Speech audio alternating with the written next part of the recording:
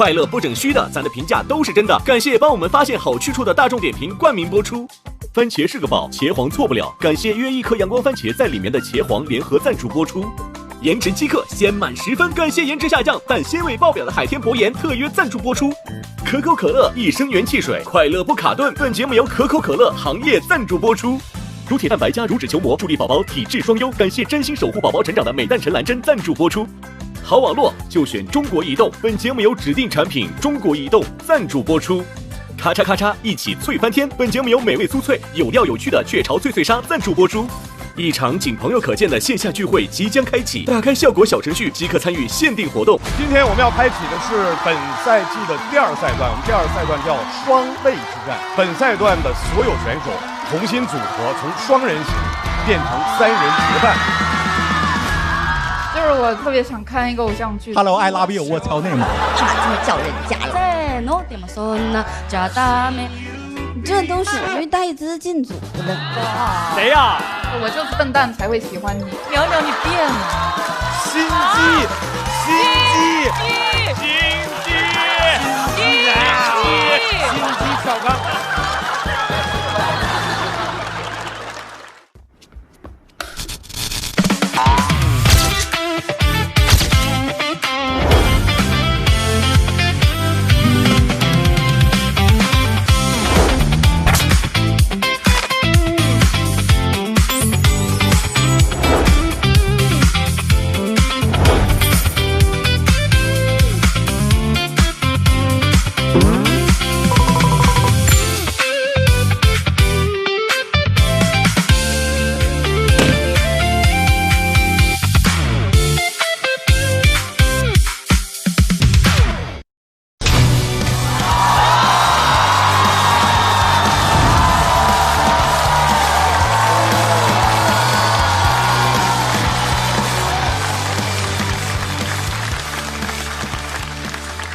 各位好，欢迎来到由大众点评冠名播出的脱口秀和他的朋友们第3季，我是主持人张绍刚，热烈欢迎各位的光临。今天我们要开启的是本赛季的第2赛段，我们第2赛段叫双卫之战。第1赛段呢，双人成行，赛完了之后，有的双人小队是完整的保留的，有的很遗憾遭到了强拆。本赛段的所有选手重新组合，从双人行变成3人结伴啊！所以在接下来的赛段，他们将以3人小队的形式继续迎接接下来的挑战。那么在新赛段正式开始之前呢，我们也迎来了一位新朋友。这位朋友呢是脱口秀的忠实粉丝啊！在这儿我跟大家透露一个娱乐圈的秘密，就是很多大明星啊，私底下偷偷看脱口秀。我也不知道看个脱口秀你偷偷个什么劲。我们这次呢就挖掘了一位，各位，我们永远不会放弃邀请这些知名的脱口秀观众来加入到我们校友团啊！所以各位明星朋友们，别矜持了，别偷偷了，喜欢脱口秀大方的说出来，我们校友团随时欢迎各位的光临啊！今天的这位朋友，有人把他叫快乐小狗，对，就是很爱笑啊，好笑不好笑都笑，特别爱说话啊，说话能让他充电。为了防止在比赛期间他不停地说，我们现在就赶紧把这位特别爱说话的话痨型的朋友请到台上来，简单说2句，好不好？让我们掌声有请黄子弘凡。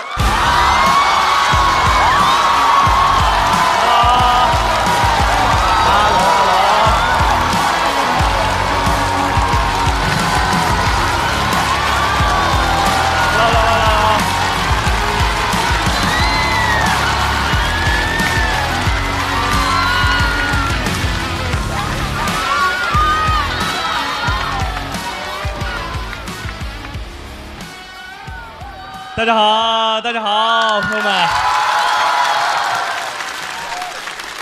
哎呀，刚才张老师也说了啊，偷偷看，为什么偷偷呢？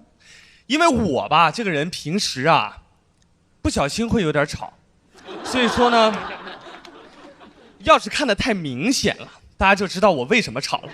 但是啊，最重要的是今天我觉得来到现场见到大家，啊，这个我先来自我介绍一下。大家好，我叫黄子弘凡。谢谢你们。哇，我终于来讲脱口秀了。我真的是我们脱口秀10年的忠实观众。今天看到我喜欢的这些脱口秀演员，呼兰、广智、豆豆，一个都不在。但不管怎么说，今天作为脱口秀的朋友来到这里，我真的好开心。本来呢，我自己啊都想来现场看的，但是你们这个节目实在是太火爆了，观众根本报不上，我只好来当校友团了。主要是啊，我们校友团能说话。哇，我可太说话了，真的，我可太说话了，朋友们，我不说话你们都看不出来，我真的太爱说了。其实啊，我本来叫黄子弘的，但我的话真的太多了，所以我身边的朋友都叫我不要再说了。但是我上学的时候呢，很喜欢接话。哦，我不是那种上课爱接话的人啊，我下课也爱接话。我上课接老师，下课接同学，放学我妈来接我，我接我妈。接话这个事儿啊，我真是从小接到大，我可谓是在家接父母，出门接朋友，四海之内接兄弟。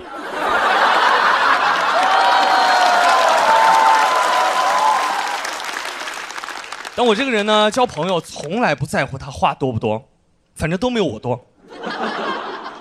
接话呢，我是很专业的，我会研究不同老师的风格。有些老师喜欢互动，有些老师喜欢文本，有些老师喜欢叫家长。别问我为什么知道，你都得研究，知道吧？所以说啊，今天我也研究了咱们校友团的老师们。哎呦，嗨，看看，3个爱唱歌的，都特别爱说话。娘娘老师特别不爱讲话，鲁豫老师特别会讲话。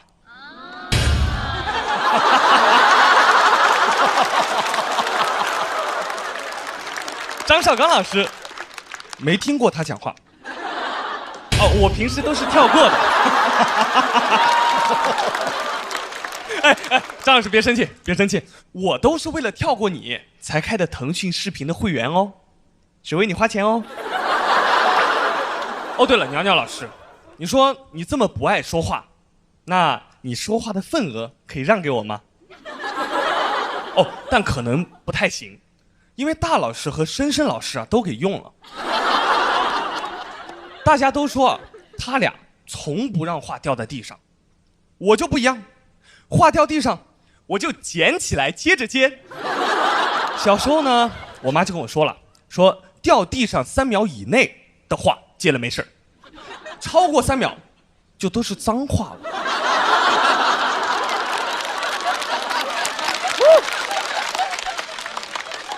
虽然我很爱讲话，但是大家还是不要忘了，我是一个歌手哦。我从小呢，身边的人就发现了我的唱歌天赋，天天让我唱歌，天天让我唱歌。我以为是鼓励，现在想想，可能只是因为他们发现我唱歌的时候话比较少。哎呀，没想到我后来练了美声，不仅话没少，嗓子还不累，说话更有劲儿啦！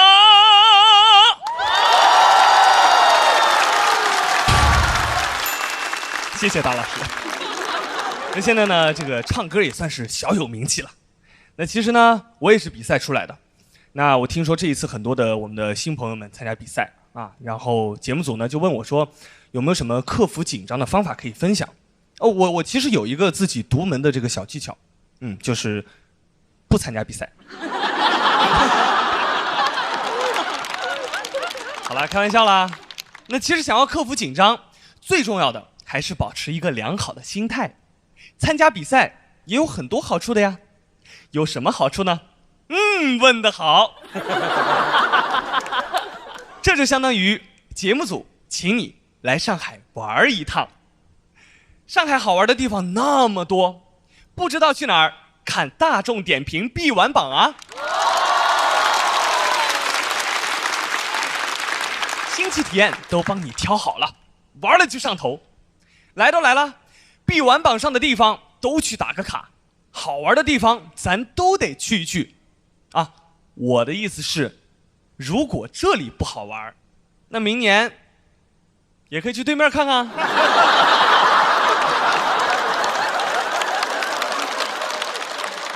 但说起来，我知道很多朋友们害怕比赛，就是害怕被点评、被比较。那有些外界的声音呢，总是分外刺耳。我也是，因为总有人说我有今天，就是靠我爸。因为我爸也是唱歌的。开什么玩笑？难道不是因为我唱歌，你们才知道我爸也是唱歌的吗？我俩到底谁靠谁呀？而且我妈也是唱歌的呀，怎么不提我妈呀？该不会是我爸自己传的吧？但我今天啊能来到这儿，根本不是靠我爸，甚至都不是靠唱歌，我就是靠话多。那我要是唱歌，看那山河远阔，听那清河的呐喊，想要素履以往，我们总是不甘平凡。你看，一点也不好笑吧？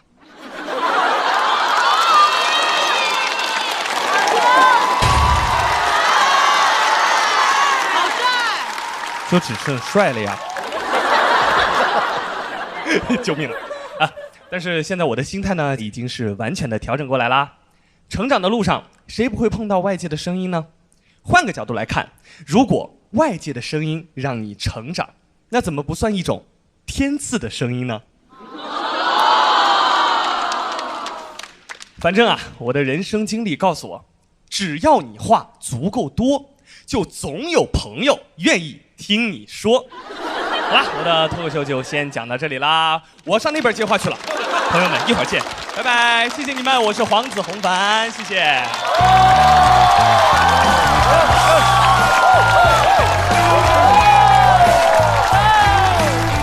来，再次掌声送给黄子弘凡，欢迎黄子弘凡加入到笑团。黄子，感觉好像很陌生一样。欢迎！第一次见你。来，各位，我们再次欢迎在本赛段陪伴我们的校友团大张伟老师、周深老师、鲁豫老师、黄子弘凡、苗苗老师。来，大家好！哇！黄子讲这么一段，感受怎么样啊？哇，其实真的挺紧张的，因为我真的是从我们这个脱口秀大会第1季就开始看，然后从那会儿一直看到现在。就除了工作以外嘛，平时比如说回家吃饭啊什么，在这个房间里自己一个人，真的就是靠大家的这些梗啊，还有一些笑话什么，就是可以来陪伴着自己度过无聊的吃饭时光。因为吃饭的时候不能说话。黄子确实就是爱说话，特别的爱说话，别人说话是一句一句的，黄子说话是一片一片的，你知道吗？黄子只有一个规则，脱口秀演员表演的过程中，咱不说话。刚才戴麦老师在后面偷偷说那个选手讲话的时候，把那个黄子弘凡的麦给他 mute 了。好的，来，除了我们校友团的朋友，本赛段来到我们现场支持的，还有来自全国各地的俱乐部的主理人和代表，欢迎各位的光临。接下来为大家介绍的是本赛段的规则，第2赛段我们叫双泪之战。各种彩，家里的顶梁柱你得注重。谢谢你们。宋子老师，你尽量坐前排吧。因为我比较矮是吧？那也是一次美丽的邂逅吧。那是一个阳光明媚的下午，随时像我躺在沙滩上。好玩。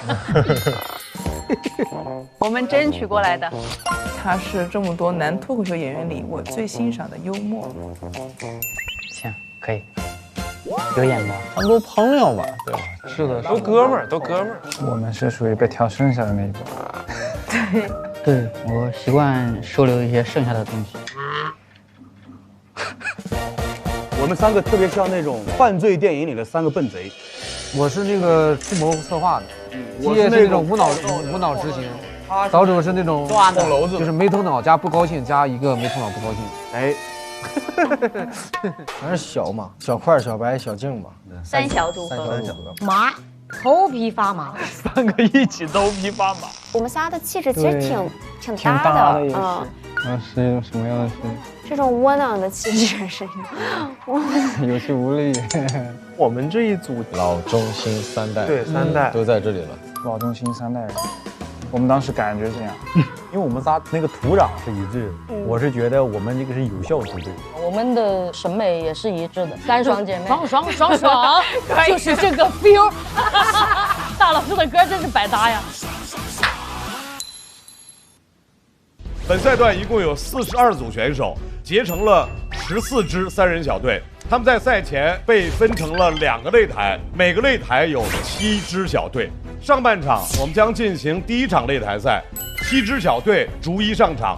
第1支队伍表演结束之后，自动成为本场擂台赛的擂主小队，现场抽取下一支和他 PK 的小队。2队 PK 之后，总分更高的成为擂主小队，继续抽取下一支 PK 小队，以此类推。小队总分最高的成为本轮的擂台赛擂主，全员晋级。而其余6支小队的所有成员全部进入待定局。2场的擂台赛全部结束之后，将产生2支擂主小队。所有的表演结束之后，从待定选手中按照票数的高低补足晋级名额。本赛段一共有35个晋级名额。我们所有校友团的朋友，每人1灯代表1票，但是如果5灯全亮，3倍变成10票。现场我们一共有200位观众，所以满票是210票。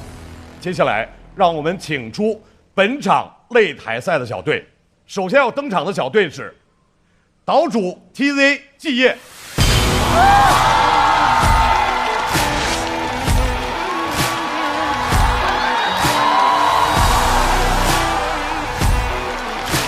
来，3、2、1。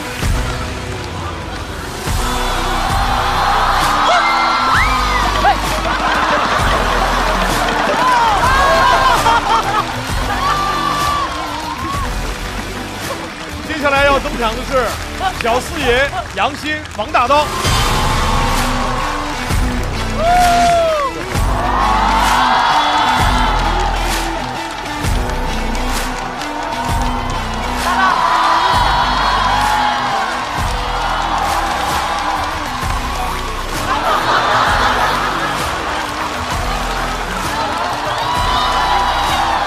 每个人好抽象哦。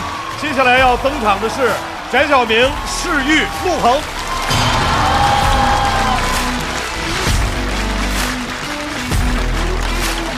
来，稍等等。好，可以了。来，打个招呼，Hello。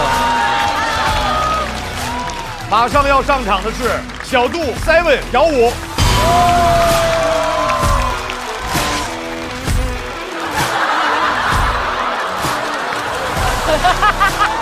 上来就是这样啊！都这么大活吗？这次好重啊！有点重啊。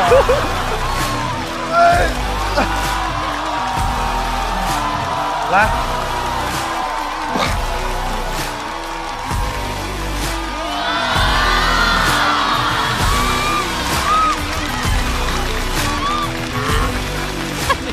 大老师，没事儿，好想听听你的心声啊！没有心声，一片空白，我要听一下，一片空白。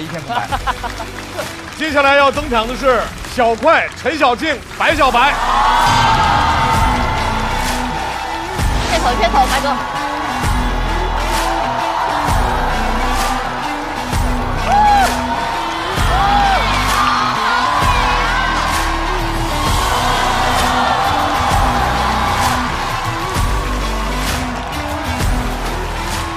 掌声欢迎阿修、顾京云、大国手。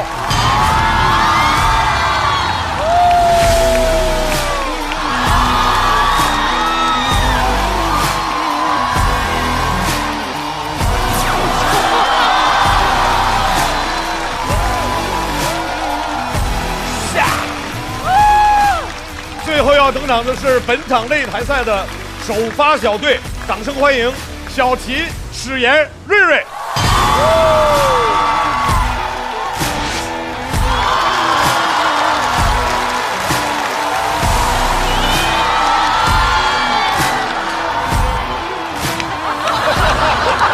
还是个，还是个。来。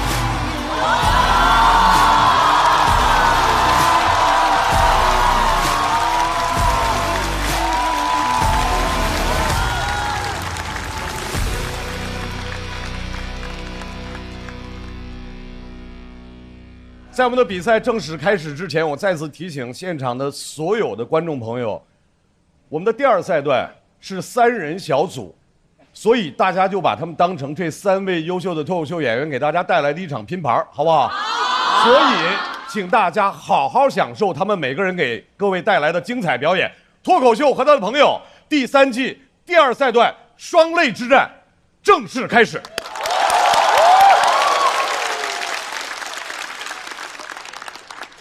首先要表演的这支队伍全员来自辽宁，表演风格各异，联手组成了一道东北喜剧的硬菜。他们的队名是地三鲜。地三鲜这个菜是一个东北特色菜，土地里最便宜的蔬菜，但是又要炸又要勾芡又要很复杂的东西，就挺像我们这种喜剧理念的，就是讲最朴实的东西。做最复杂的加工，达到了它不该有的高度。哎呀，什么呀？哎呀，从第4句就已经听不懂了。哎呀，我是那个青椒嘛，辣椒，有点那个性质，有些泼辣的一面。我是土豆，他们当时说我长得像土豆，一会儿吕岩你自己说哦，那个不是，茄子蔫蔫的茄子，蔫茄子。茄子就是代表微笑，这里头的花朵。茄子，你觉得现在这个队伍的气质是什么样？ color， 颜色。我以为是土了咔了他呀，我以为是咱们土呢。这他们给我买的袋子，我以为我东西大。哎呀，围点篱笆，整点小花，养点鸡鸭，你看看咱家。瑞哥，这家伙又带着土特产又来了。妈有浴缸，这浴缸你洗点花生啥的。loft， 这个打包的。 哎呀，我天哪！我也太像是收废品了。这还收瓶子，这个气球也要，气球也来呀！当天去呀，当天回呀，看一看你爹我妈，我那个老丈人呀！这个好，这个好玩，太荒谬了！这是脱口秀和什么呀？脱口秀和二人转们。现在让我们来欢迎本赛段第1位登场的演员，地三鲜的。 第1鲜，开场不易，各位，掌声欢迎小齐。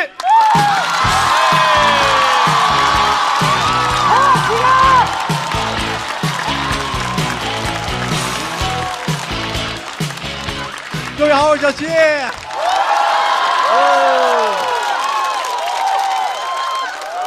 哇，太热情了，朋友们，我都有一种错觉，我感觉我现在流量直逼黄子弘凡呐。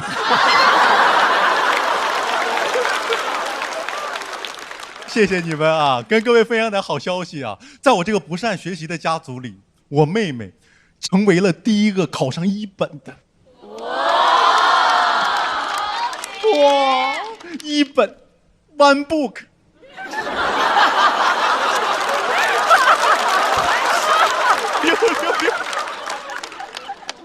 但我分不清我妹妹是聪明还是傻，你知道，她有能力参加高考，但高考完。 问我该报什么专业？问我真的，我托好几个人问半天，劝他报3个专业，他又不报。他说这3个专业，本科没有。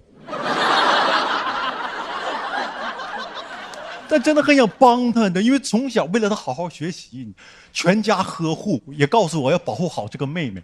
但朋友们，真是报应呢。前一阵发现，找了个中专男朋友。他自个儿还看不上自个儿了。谢谢你们，但我真不想让我妹妹找一个中专，你们能理解吧？对，但我不是歧视中专啊，我是了解。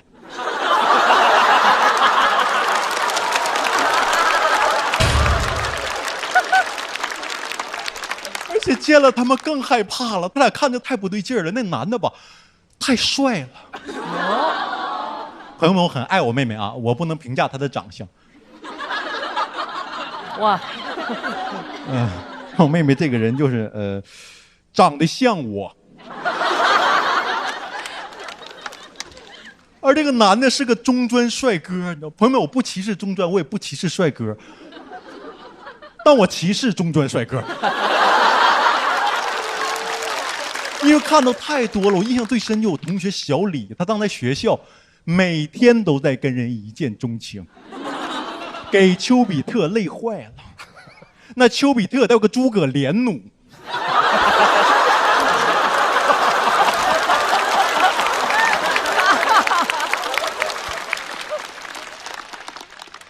给不认识的人写情书，让我去送。我中专没毕业就干上物流了。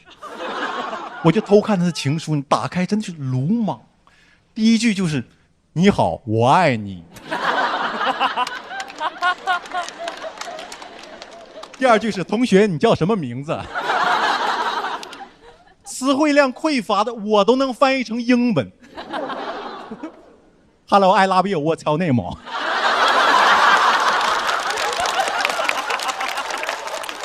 那个操场指了一个人，我送完回来，他在那，哥们儿。送错了，但这也行。中专精神，题答错了就改题干。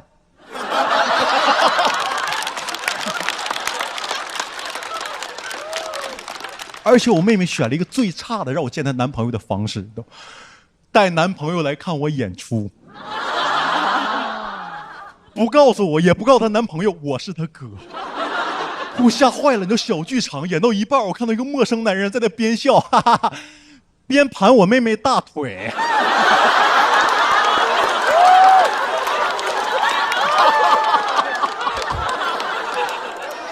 我都要骂人了，朋友们！我没等骂呢，放我妹妹在哪？盘回来了。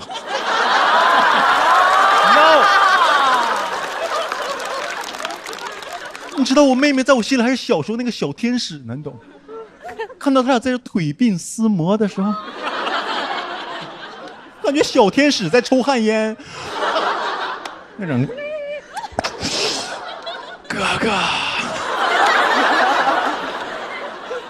我那天太后悔，为什么讲那么多中专骄傲的段子？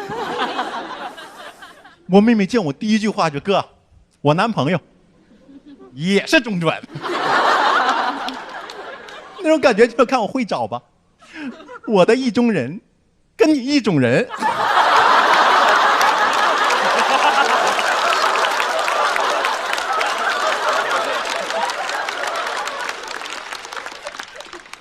我感觉她男朋友像一面镜子，照出了我内心的虚伪。我天天说什么中专好，中专好，可能我想说的就是，我是好中专，我跟他们不一样。因为我发现我居然对中专有刻板印象呢。我发现这哥们儿的工作就是在理发店里洗头，在台球厅里摆球。我没忍住，我说找这么标准的中专吗？我妹妹很生气，中间把我叫出来问我说：“为什么一直要问人家家庭条件怎么样，做什么工作？你为什么从来不问他对我好不好？我跟他在一起开不开心？”我说：“哦。”我说：“那他对你好吗？”他说：“一般。”我说：“你要干啥？想跟我讲漫才？”跟我俩漫才乐。他说：“哥，我知道他有很多缺点，但我觉得喜欢一个人的缺点，才叫真正喜欢这个人。什么叫喜欢一个人的缺点？那这个人得有优点吧？你干喜欢缺点？帅。行，你们跟他过去吧。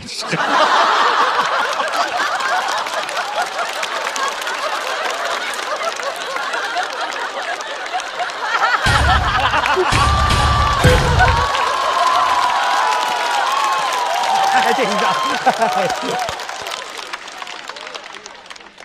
帅是一种武器，他能刺向你。好吧，他帅，但在我这儿，我觉得他没有优点。我觉得我妹妹一时屁，因为人是可以喜欢臭豆腐，对吧？闻着臭，吃着香，但闻着臭，吃着臭。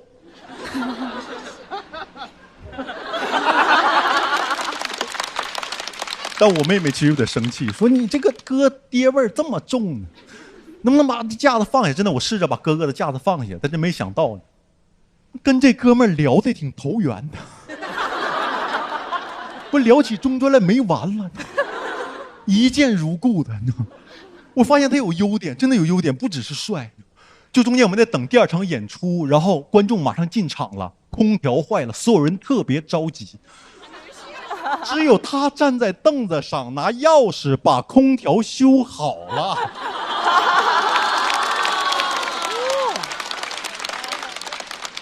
我当时看着他，我还得是中专呐。我妹妹跟他在一起，起码冬暖夏凉吧。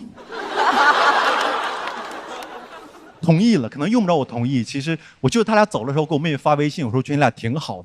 但我觉得你千万不要陷得太深，受到伤害，巴拉巴拉。我说一大堆，我妹妹一句话给我整懵了。他哥，我就看他帅，跟他玩玩。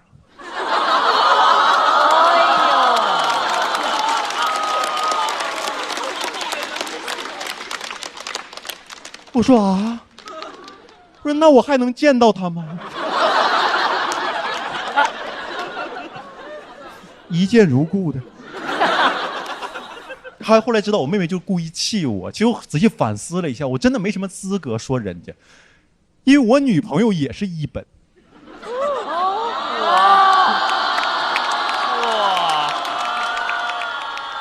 啊，是，这可能是报应吧，挺可笑的是吧？其实，我没有一个妹妹，但我女朋友有一个哥。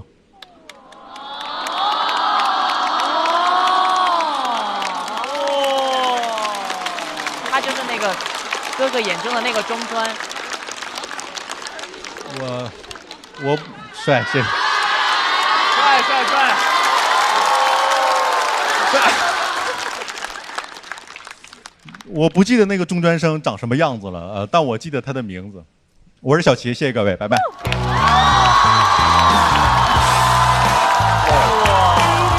很好。投票通道准备关闭。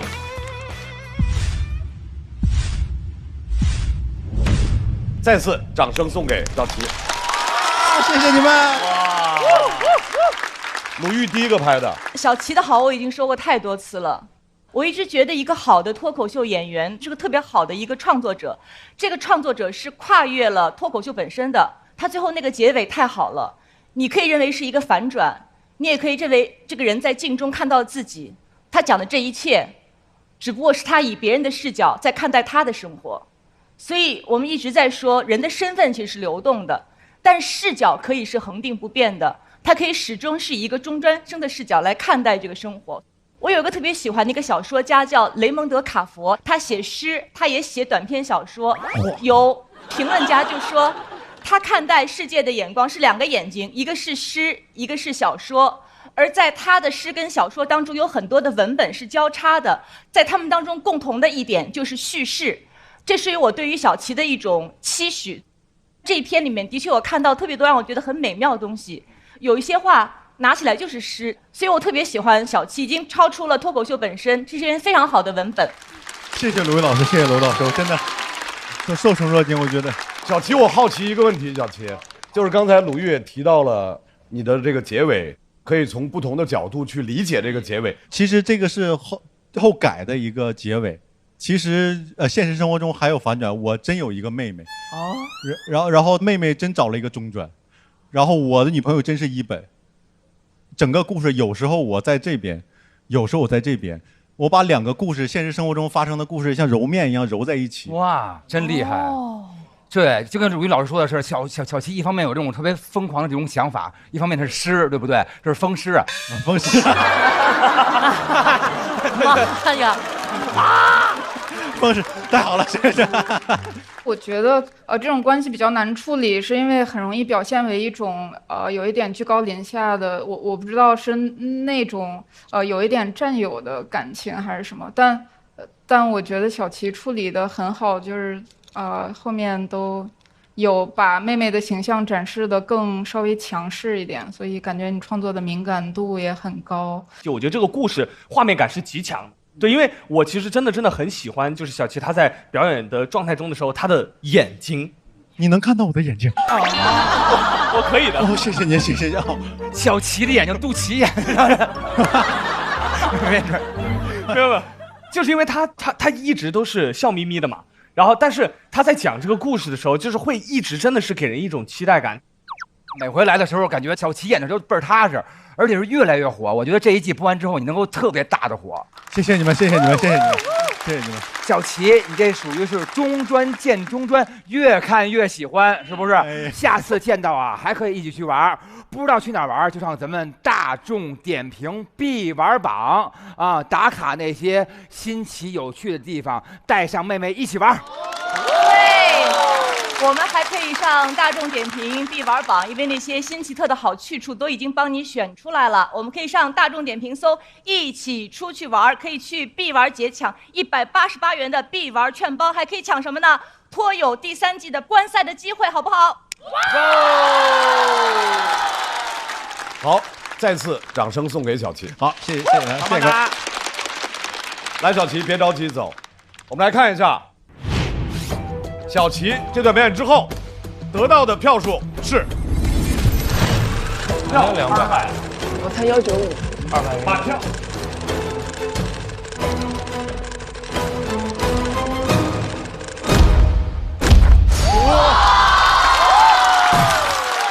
203呀！谢谢各位，谢谢。真厉害呀！不用比了，谢谢谢谢谢谢谢谢谢谢谢。再次掌声送给小齐。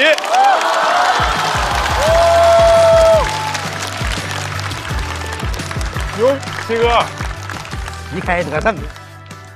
我对那个男的其实特别好，我就感受到我那个内心的复杂了。明明是我妹妹，我也觉得她有点不放心，但我为啥对男的那么好？后来我想，我理解，我在对我自己好，就是共情，无法抵抗的。他也是那种会察言观色，能说会道，然后努力去打工工作，但是又苦于自己那生活。就是我每一个对这男的担心，都是对我自己的歧视与批判，就是我在审视我自己，像一面镜子照出了我内心的虚伪。我天天说什么中专好，中专好，可能我想说的就是我是好中专。我也突然意识到，我之前遇到的很多眼神跟问题跟反应跟一些事件是因为什么，我一下理解了。就那个东西是，哎呀，很奇妙很复杂。马上要上场的这位朋友，加油，放轻松。首先我说明，这是我非常非常喜欢的一位脱口秀演员。其次，他在他们这组里面的地位应该怎么说呢？小齐都不敢对他大声说话。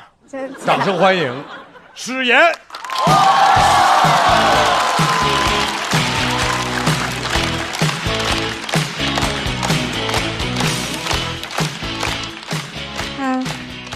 大家好，我叫史岩。啥不敢大声说话？昨天讲完开放麦，我都崩溃了。真小齐跟瑞瑞他俩，我谁都接不住。但是小齐比较重感情，已经开始给我唱送别了。哎呀，我说那要不我就中间讲吧，因为我觉得冠军会在小齐和瑞瑞中间产生。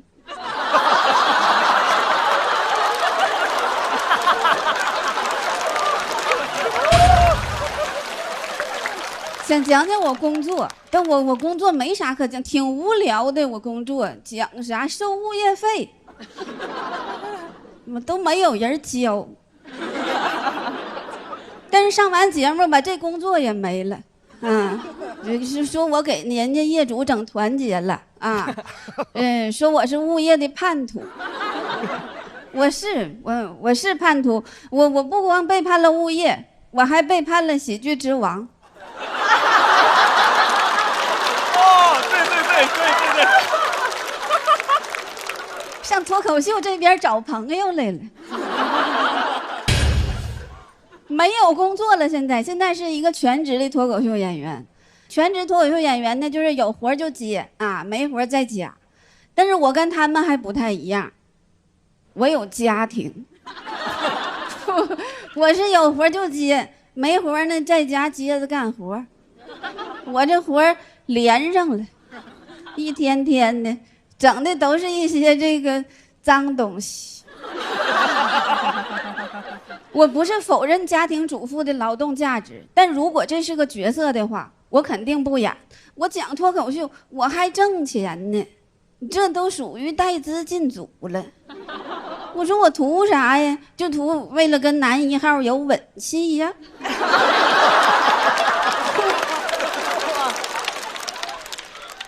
我这牙还不太整齐，我都怕他受伤。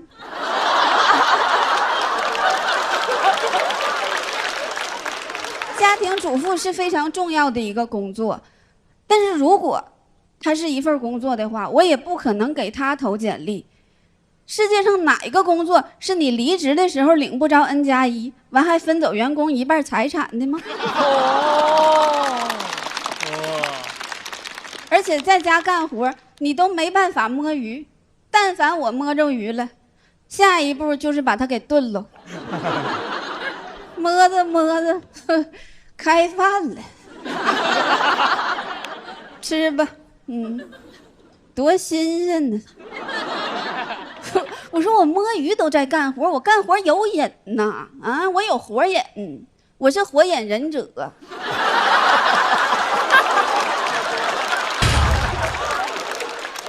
干活有瘾。我有一天在家洗澡的时候，就那个喷头喷我身上的沫子，我当时就觉得，我说这屋不能就我一个人干净吧？啊，眼前这个马桶我也得给它刷刷呀，这水就顺便嘛。就给他冲了，不是说自己多爱干活，但是家里的劳动工具它是这样的，就是它可以被我的意识控制。当我想刷这个马桶的时候，这个刷子已经拿在手里了。我当时是左手给自己搓澡，右手给马桶搓澡啊。我们东北那边流行这玩意儿，流行搓澡。哎，我说不对耶，好像女主人给自己干成女仆人了呢。我说我什么身份呢？啊，我就把镜子上那个雾气擦掉，我就问镜子，我说我什么身份呢？镜子说带资进组的保洁。哎，一丝不苟刷马桶。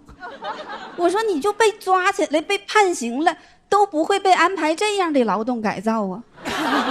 我当时就想起了我奶当了一辈子家庭主妇，走那天才算退休。我都能想象到她到那边的时候，人家问她你上辈子干啥工作的，我奶肯定跟人家说啊，我上辈子是灌篮高手啊，我一直干到世界尽头。哎，我说这好像不是马桶刷，这好像我奶给我的接力棒。我说奶呀，我不接力了，我也不扫地了，今天独自美丽了。明天就要创造奇迹了，感觉手里已经拿起火去了。终于整明白婚姻这个人间的游戏了。整的四六八句儿。恭喜你们再一次欣赏到东北风格的幽默喜剧了。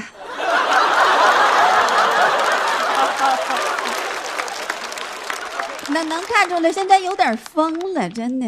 就在家我说什么事儿都找妈妈，找不着卷子也找妈妈，找不着袜子也找妈妈，找不着卷子咱不应该找卷子吗？找妈妈，我是小偷啊。我说要不你报警吧，给我抓起来。我想上那看守所里歇2天去。真的，我有的时候想起来那个被法海压在5A级景区底下那个白素贞，我就觉得挺羡慕。我说这世界上不是没有好男的呀，啊，法海多好啊！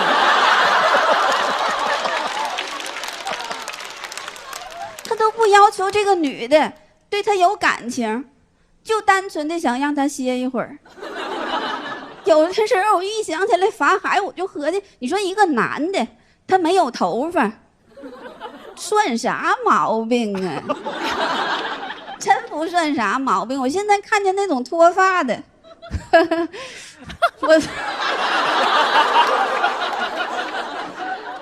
我都觉得他们是在取悦我。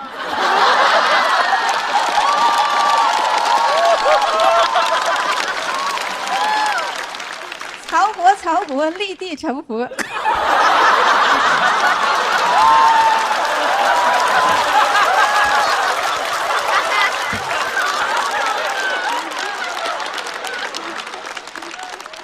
我觉得人他就不能一边充电一边使用，真的对咱主板不好。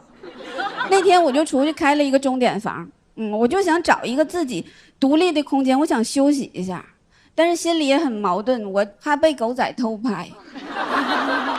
我不是明星嘛。但是但是开过一次之后吧，就上瘾了，忒好了，这越去越上瘾，越上瘾越害怕，越害怕吧，我越想去。这事儿吧，只有0次和无数次。后来我寻思，我要不我就租一个房子吧，我就租了一个小房子。我租房子的时候，那个中介就问我，他说你租房子要干啥呀？我说我想看看书，我写作，完我刷刷短视频啥的。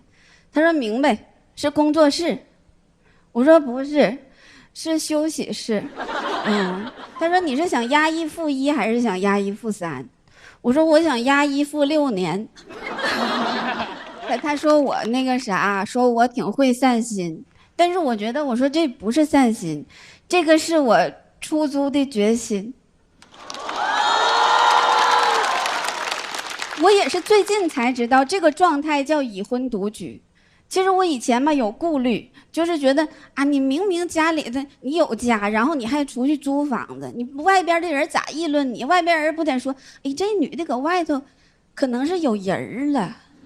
但是其实不是外边有人，是家里头有人。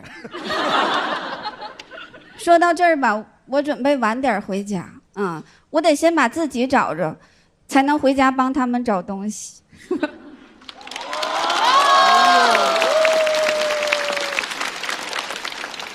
所以不管这轮淘汰不淘汰，我都准备告诉家里，我录到总决赛了。我要比下去，一直比到世界尽头。讲完了，谢谢。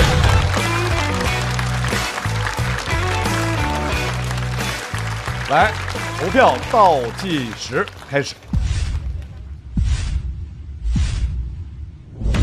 再次掌声送给史岩。小齐，史岩在你们组是什么地位？国宝。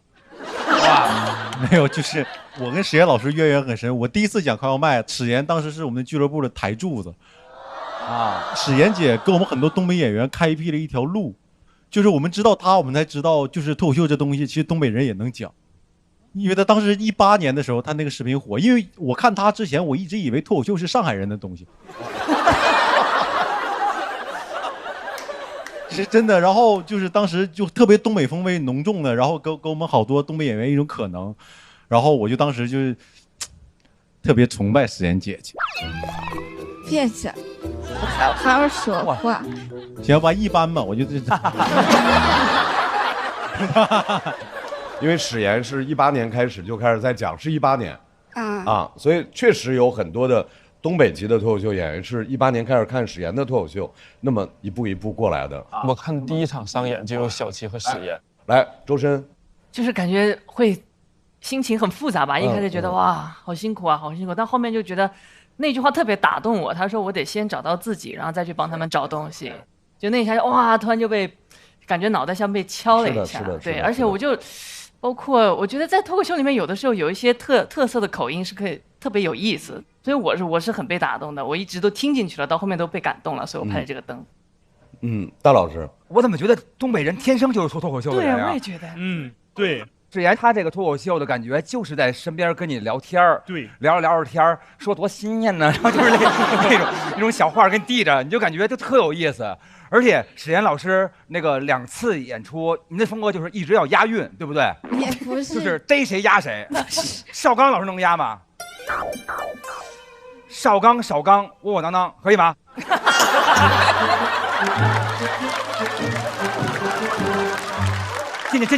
健健康康啊！压得真好啊！对 ，I'm sorry， 就是每次都有各种各样的这种押韵的这种东西在里头，是不是这种？就是想爽一下子，爽一下。刚才那个史岩在演，然后那段说的时候说多新鲜那句话，大老师在我旁边，这跟谁说呢？对，因为他那特别有画面感，就是给人老公做完那个鱼是吧？自说自话啊，然后他就老公哪儿吃好吃吗？说好吃，多新鲜呢！就是对，他就感觉边上那种感觉，生活感特强，所以特别喜欢啊。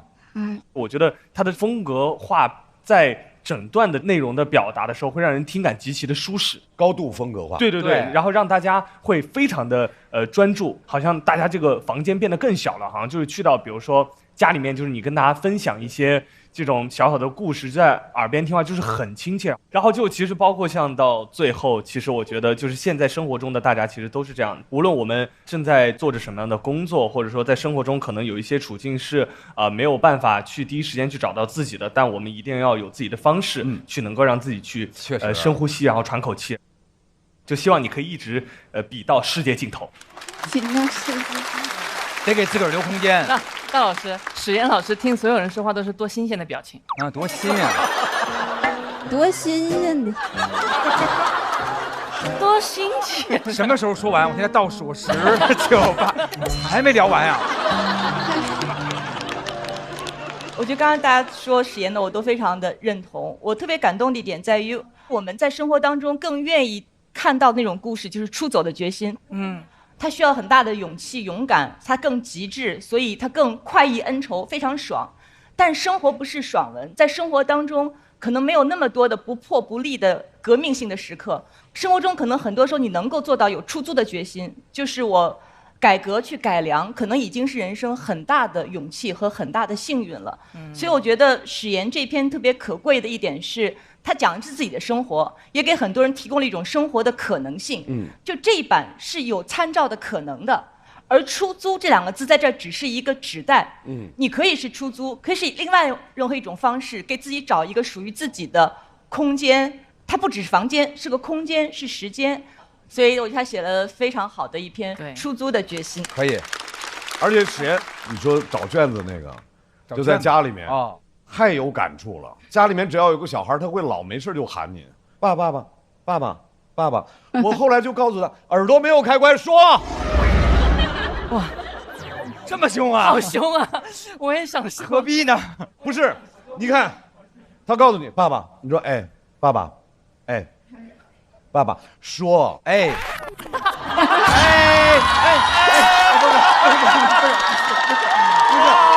哎，哎呀，我忍不住了吧？辈分这么高吗？大老师，这个意思。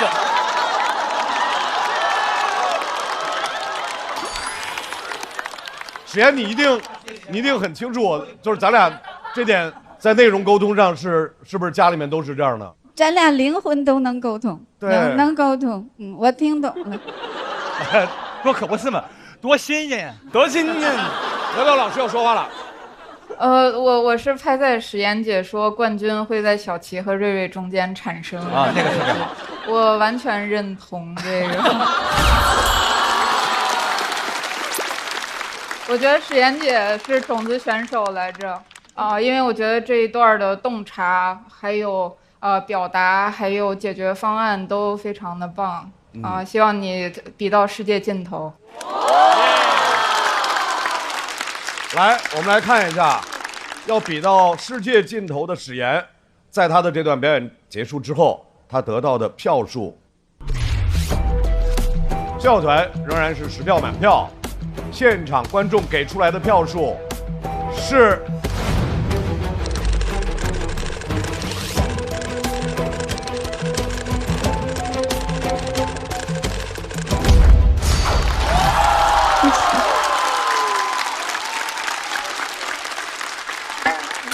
小齐和史岩2位的表演结束之后，第3间得到的票数是393。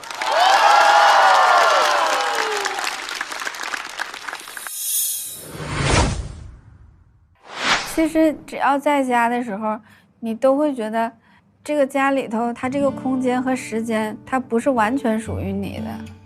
有3个身份嘛，你是妻子，是妈妈，然后也是你自己的时候，你这个身份是混乱的。史岩姐的状态跟我妈妈非常的像，就是我觉得不是所有的反抗都要出走，但史岩姐这种反抗也是很有力量的。我觉得如果说我作为史岩姐的女儿的话，我会非常替她开心，就是她能找到属于自己的那个房间。这是我最喜欢的小竹帘儿，这小帘儿一挂，我就感觉自己跟那诸葛亮似的，一从这竹帘进去就有一种仪式感，能明白吗？看挨个给你介绍，这小糊涂塔克，这是史努比，你认识不？我喜欢我这沙发，但我这沙发没有腿儿，这不比有沙发腿还稳当吗？我整沙发腿干啥呀？我这往这一躺啊，愿意咋待咋待，谁能管了我呀？我就往这儿一坐，这多好啊！完了能看着这小河绿油油的啊，这小景多好啊！哎呀，我的小花啊！上海这段时间，这小花晒死了，多可怜！你这节目怎么陪我小花？我整的我心都碎了。生命啊，还多顽强啊！我上哪儿说理去呀？一会儿浇点水吧。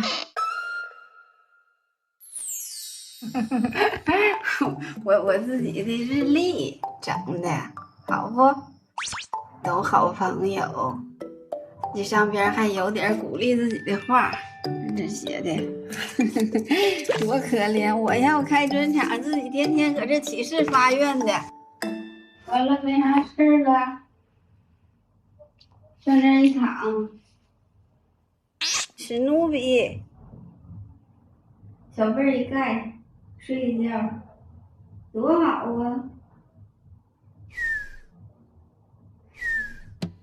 我之前吧，我说我不想在家里待着的时候，所以我背个电脑，我还背几本书，还背点那个笔本啥，就是你觉得自己背的东西越来越多，感觉自己像一个小乌龟在外边走。后来我就觉得越来越像一个流浪的人。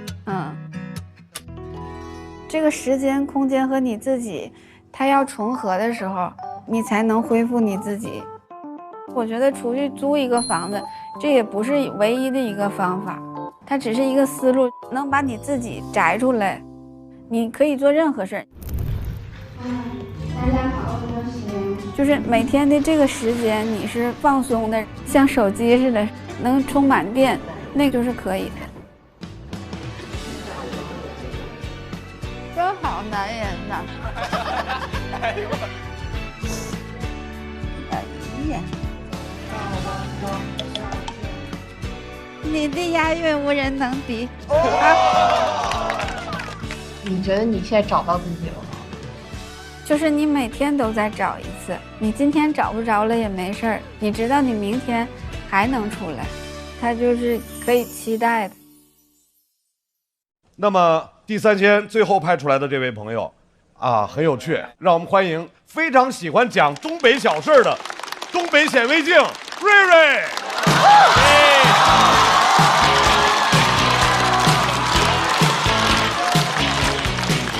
大家好，我是瑞瑞。我先跟大家聊一下啊，因为有点小情绪。大家知道其他组的选手出场顺序都是随机的，只有我们组是导演组直接拍板说你们开场，而且就指定就让小齐开场。真的，我们去找导演组要说法，说凭什么？导演组用了一个旗开得胜就把我们打翻了。我说那要是我开呢？导演说你要是有勇气选开场，瑞士败。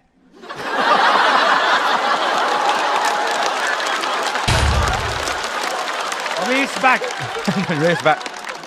好的，聊一会儿啊，因为这是我第3年参加脱友这个节目了，但是我家里对我上节目的事没有概念。脱友第1季我来了，然后1轮游就走了。当时我给我妈打个电话，他们能不懂到什么地步啊？我说我淘汰了，我妈的原话啊，她说以后都不能讲了。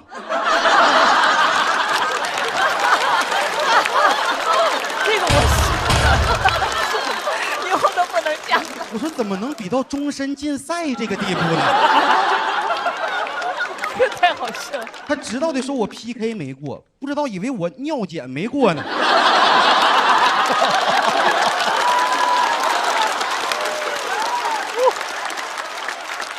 其实到这个岁数啊，他们不关注我，一点我也不怪他们，因为我知道在我小的时候，他们把对我的关注已经用完了。我老家是农村嘛，就我小时候那个自然环境非常危险，家长必须得格外关注孩子。而且听过那句话吗？说农村孩子都皮实，不是农村孩子都皮实，是有一批不皮实的，就听不到这种表扬了。那时候真的活起来挺不容易呀。我小时候写作文，我说长大以后我要当一名医生，这都属于俩愿望。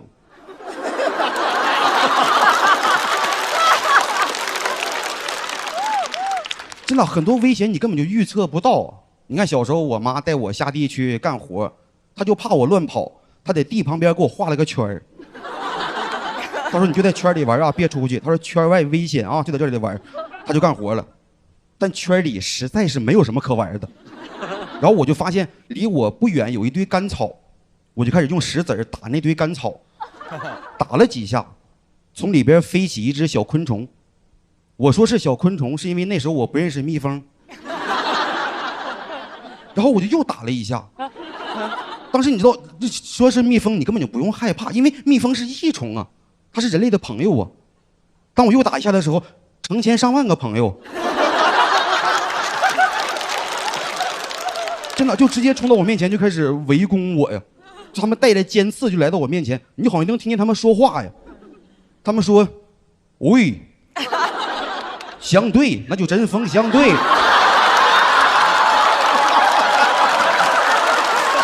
是什么东西啊？甘草堆旁我们相会，东北农村 rapper 我叫瑞瑞。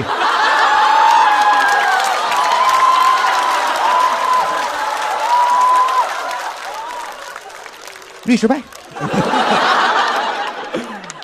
而且你不知道为什么90%的蜜蜂只这个头啊。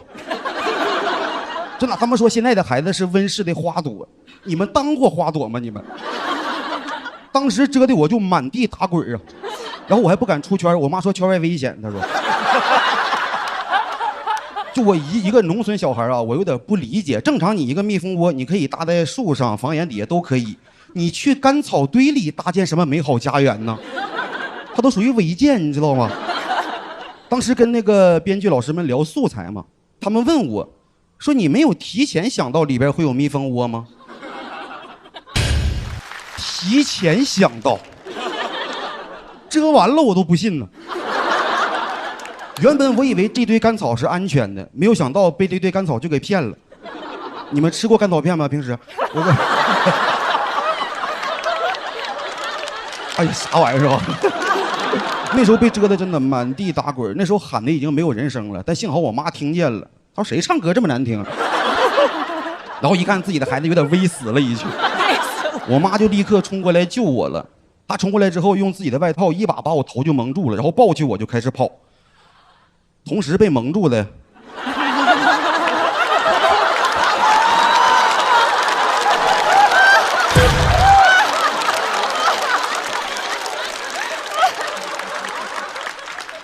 还有100多个好朋友。我说怎么朋友一生要一起走吗？这是真的，就那一天的经历，同时他就让我理解了什么叫密集恐惧症，什么叫尖锐恐惧症，什么叫幽闭恐惧症。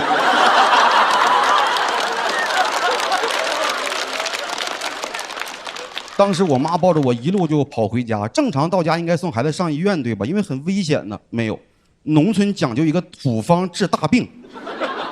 你比如说烫伤用牙膏，烧伤用香灰，蛰伤用什么你知道吗？用大酱。就农村自己发酵那种大酱。我妈把我往炕上一放，然后去酱缸蒯了一碗酱。我姐就比我大1岁，也不知道发生了什么，拿一根葱在后边跟着。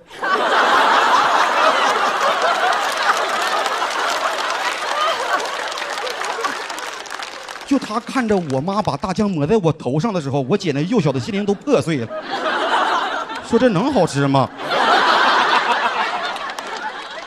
说实话，那时候最难以承受的不光是疼痛，主要是尴尬，因为我需要顶着一脑袋大酱去上学，就走在路上回头率这一块是可以保证的，因为大酱不光治蜜蜂，还招苍蝇。啊，你就一走感觉身后好像千军万马一样，知道吗？他们都夸我说我小小年纪就有大将之风，我。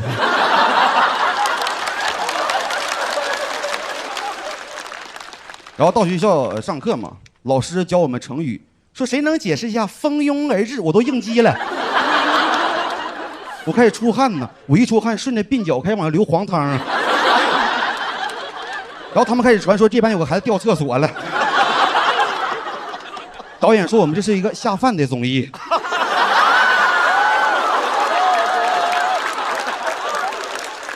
其实说实话，那个环境、那个时代，被蛰是事实。我只是觉得这种治疗方法就让我很尴尬。所以那天我们练作文嘛，在那个阳光明媚的下午，我在作文纸上写下来那句话。我说长大以后我要当一名医生。我看了一眼我同桌的，他比我朴实一些，他写的是我要买个苍蝇拍。最难受的是晚上，我妈怕我睡觉把枕头弄脏，她拿塑料把我头包住了，我又应激了，我说你别把苍蝇包里边。那一晚，一个酱香型男孩失眠了，我都怕我睡觉的时候发酵啊，就感染了。当时，要是有美团就好了。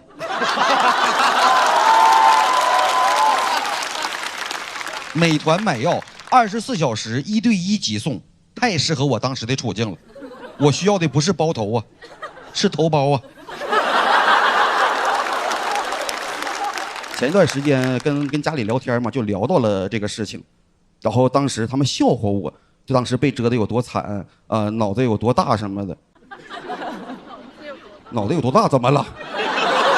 现在还没有消肿，你知道吗？然后他们笑话我有点抹不开嘛，我就问我妈，我说你就没被蛰过吗？我妈说我也被蛰过呀。我说什么时候？她说就是救你那次。当时这句话有点点醒我了，因为这20-30年我只记得我自己被蛰这个事儿，但我从来没有想过他救我的时候也被蛰了。其实心里是有点不得劲儿的。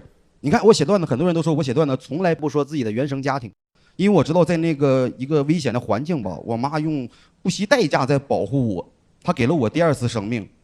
我妈是我的再生父母。我说写这段的时候，我给她发个微信，我说我特别好奇，我想问一下，就是你当时冲过来救我的时候，你是怎么想的？你还记得吗？我妈说我记得，我什么也没想。谢谢大家，我是瑞。哎呦，好厉害呀！这组也太强了吧！太强了吧！投票倒计时。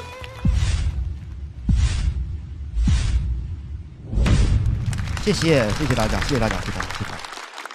瑞瑞干什么事儿我都觉得特别有趣。瑞瑞就是总能说一个平时什么生活中听过的这种事儿，但是你没琢磨过这事儿，太有意思了。哎，小时候还受过什么伤啊？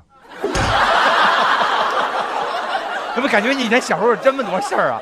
真的，因为我们家那个地方在辽宁也是比较偏西边嘛，是环境确实是不太好，尤其是30年前，我们小时候，比如说我们会在后半夜，然后上山去抓蝎子啊，因为那蝎子是可以卖钱嘛，那个时候就是能换1块换1块，能换8毛换8毛，都是后半夜2点3点左右去上山去抓。可是你住院要花5000呀，就是比如说你的小伙伴们捉到那个蝎子了，然后被蛰到了，当时怎么处理这件事儿？蝎子我们就是分大个和小个，如果大个的蝎子蛰一下的话，正常是3天是起不来床的。哎呀，小个蛰一下其实就会疼嘛，就会疼，因为那个时候很多毒性就那当真是不了解。但是我得纠正一个小点，就是刚才我说抹大酱嘛，我上网查了，抹大酱是正确做法。是的，是的，是的。因为蜜蜂的毒液是酸性，大酱属于碱，它起到了一个酸碱中和的作用。你看是对的，妈妈是对的。我再补充一点啊，比如说马蜂要蛰一下，马蜂属于碱，就得抹醋，所以我们基本上我们的童年创伤在后厨都能治疗，你知道吗？哇，太酸了！哎，你们有过那种妈妈之前或者家里人着急给帮倒忙的吗？我这倒没有到帮倒忙，就是大家被蚊子咬，好像现在说的是习惯是掐十字，掐个10字儿。然后我妈就是吐口水，也有用。对，唾液淀粉酶。我上回起嘴皮，我妈说拿唇膏一直给我涂，涂完之后嘴都糊上了，她拿的是胶瓣给我涂的这个。太清楚了，咱这那一嘴都粘上了。那可能是妈妈嫌你话太多了。鲁豫一直在看着这3季以来瑞瑞的变化。哦，瑞瑞，我觉得今天瑞瑞又有突破，说唱那几下，我觉得对于他来说，其实又是一个突破的开始。农村 rapper， 他的舞台的流畅让人忽略到瑞瑞的文本其实非常好。他通篇讲一件事儿，就被蜜蜂蛰。他通过讲被蜜蜂蛰的整个的过程，其实打开了我们的感官。你会跟他一起感受到疼，到大酱那一趴又感受到那个味道。所以我的体会是，当他的文本、他的表演把我们的感官打开以后，瞬间就点燃了全场，为他感到高兴。谢谢鲁豫老师，谢谢鲁豫老师。瑞瑞棒棒哒 ，respect。黄子今天第一次在现场看到瑞瑞的表演。对于我而言，其实我印象中，假设有人被那个马蜂或者什么袭击，其实在1分钟左右内发生的事情，但是其实他所有展开的他前后的心理的那个画面，其实我觉得真的很像动画片，因为他有说有成千上万个好朋友，倒霉熊，对，然后那一瞬间还要跟他讲话，包括像他包住那个头以后，我们最担心的事情也发生了，就是会不会也带走他们100多个朋友，然后一起治疗。对，就在里面。当时所有的就是时刻，我们好像又能想到接下来会发生的事情，但又想期待当时你的感受是什么样。就是带我们重回那个画面的同时，我觉得又没有落下每一个就是这个包袱的节奏啊，特别准，然后又有想象空间。对。我特别喜欢瑞瑞关于那个蜂窝在干草堆里面的这个处理，干草片是吗？对，干草片这个梗也很妙了。然后我也觉得这种事实，有的时候演员写的时候会觉得，因为它和常规的想象不一样，观众会不会不相信我？但恰恰是把这种细节处理好了，才是观众真正相信你的时候。还有我觉得瑞瑞的表演也特别棒，就是你的眼神总是很坚定，所以让人很容易相信你。哇，他被100个蜂窝蛰过，他能不讲？谢谢小杨老师，谢谢杨老师。截止到目前为止，地三鲜这支小队的表演就全部都完成了。我们请3位先会合。目前小齐和史岩的表演结束之后，这支小队已经拿到了393票，瑞瑞笑傲团10票满票，现场观众给出来的票数是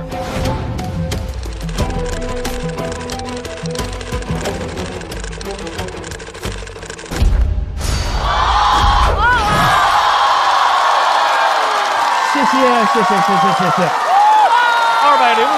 所以地三鲜小队拿到了惊人的598票。我天哪！这很难被反超了，都快平均分200了。其他队怎么打？不可能离开沙发了，谁能打得过呀？这永久擂主。各位，因为这是第一支表演的小队，所以他们自动成为本擂台目前的擂主小队，请3位前往擂主区就坐。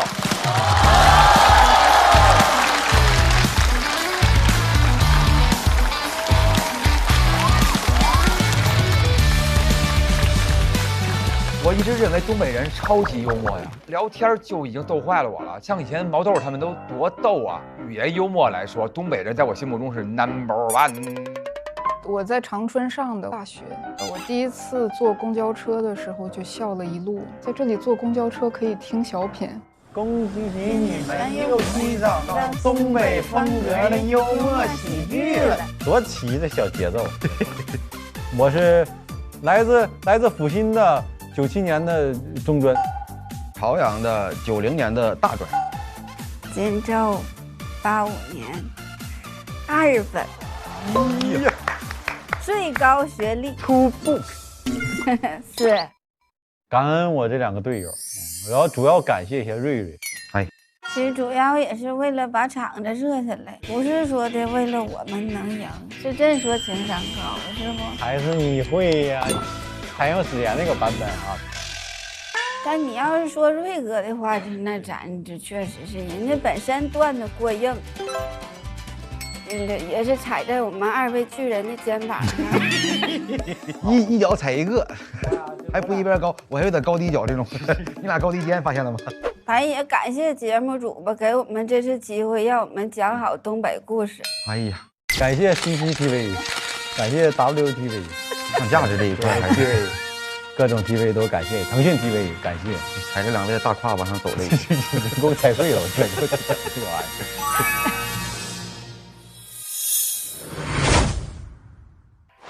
各位在类主区旁边，大家也看到了有一个。看过我们上季节目的朋友都知道，我们把那个箱子叫有缘箱，类主小队抽签来选择下一个出场的小队。好好抽啊！抽我吗？好好抽。所以，史岩、小齐、瑞瑞，你们3个来抽签。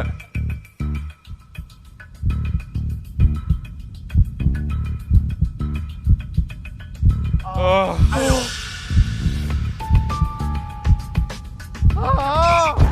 像是我们。抽我们。加油，老三了！我好难打呀！被抽到的公类小队是小杜、Seven、小五。加油！正常挑战，没问题。本队第一位要上场的是一位横冲直撞的新朋友，有请来自天津的小杜。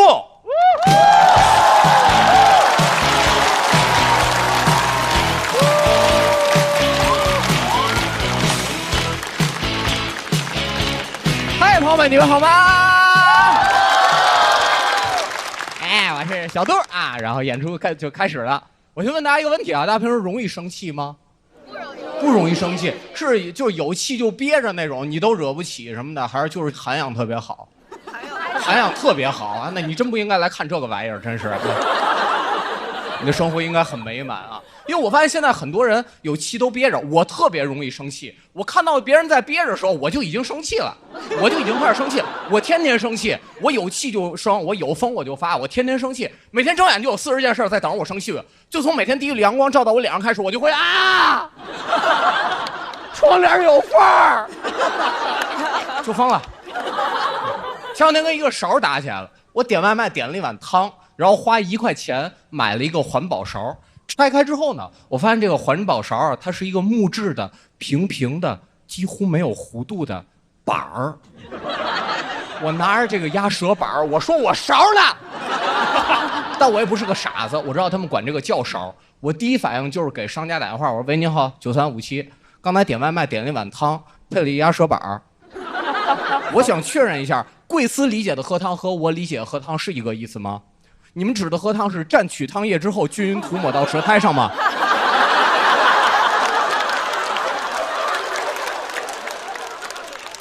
他态度特别好，他说：“先生，我们统一配的就是这个，一定可以喝的，您试一下，一定可以喝的。”我听不懂什么叫试一下，难道说这个勺不能喝汤？我是试出来的吗？我肯定是看出来的呀，是吧？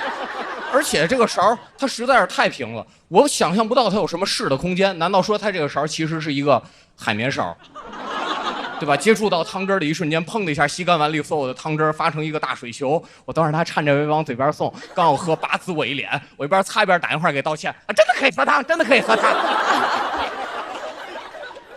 我试了一下，果然不是一个海绵勺，就是一个小板儿，而且因为勺太平，舀汤的时候汤会顺着木材的纹路流到我胳膊肘上。可能您听到这儿，您觉得，哎，你生那么大气干嘛？你直接端起来给他喝了不就得了？不行，朋友们，因为我花了1块钱，我买的这个勺，你商品名叫勺，你就应该 do some 勺性。do some 勺性。而且这个勺现在已经在我家里，我不知道怎么处理它，我不能直接把它扔了，因为我花1块钱买的，我扔它等于直接扔1块钱。在全国人民每个人给我1块钱之前，我是不会随便扔1块钱的。我得把它消耗掉，但我最后还是试出来了。我怎么试的呢？我把勺插进碗里，放进冰箱，冻4个小时以后拿出来。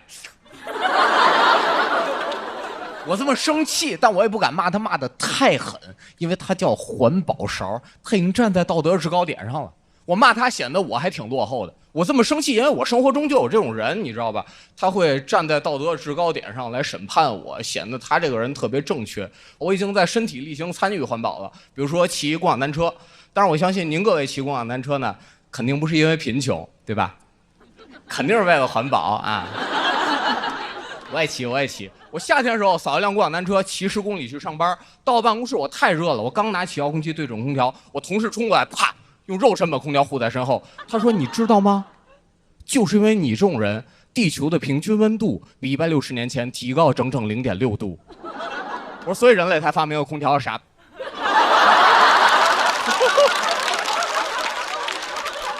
他就是这种人，你知道吧？他也不是多有知识，他就是爱看纪录片，爱看营销号，然后把里边知识点全都镶嵌在自己嗓子眼里。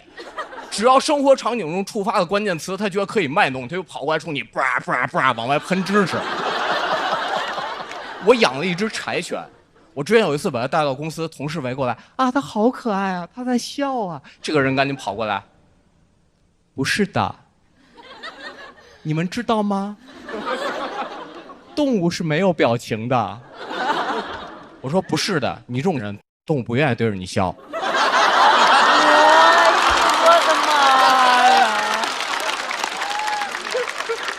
还有一套经典理论，你们可能听过，说你不能吃牛肉，因为牛会排放温室气体，北极熊会死掉。我中午拿着双击往这儿咬一口，它这样盯着我。刚才一只北极熊死了。我说我随200，吃席我就不去了。他后边有点魔障，你知道吧？他什么肉都不吃了，变成一个纯粹的素食主义者。当然，如果您吃素是因为身体健康考虑，或者说因为信仰，我觉得都没问题。但是他会上网去劝人吃素，他劝人的方法非常的极端。比如说你在网上分享美食图片，他会在评论区用 AI 生成相应动物小时候的图片来道德绑架你。真的是非常天才的一个主意，但我发现他这人挺假的，因为他只在评论区生成那些活着时候可爱的动物，他生成都是小牛、小羊、小鸡、小鸭，我没见他在评论区生成过三文鱼，我都不知道三文鱼长什么样，我脑海里三文鱼就是长着白色条纹、橙色方块，身上长满了酱油和芥末啊，如果没长呢，就是麻辣烫里的蟹排啊。三文鱼吃亏就吃亏在活着的时候不好看了，对吧？因为小牛、小羊表情都是这样，都有表情，都是这样的。我上网搜一下，三文鱼所有图片都是这样。三文鱼吃亏就吃亏在长得不好看，难道三文鱼就没有童年吗？有，三文鱼童年是鲑鱼子，更好吃了。但是现在像我同事这种人，他现在越来越多了，你知道吧？他们这帮人已经在轻微的改变这个世界了。他改变了很多产品的设计，比如说纸吸管。我真的很烦纸吸管，纸吸管最烂的地方就是它真的会烂。你拿过来写着可降解，一半降解在饮料里，一半降解在你嘴里。自打推广纸吸管，我现在喝饮料我都是看着表喝，因为30分钟以内还是饮料本来的味道，喝到后边喝什么都是纸味的。前半杯芝芝忙忙幼幼，后半杯快快滴滴和和。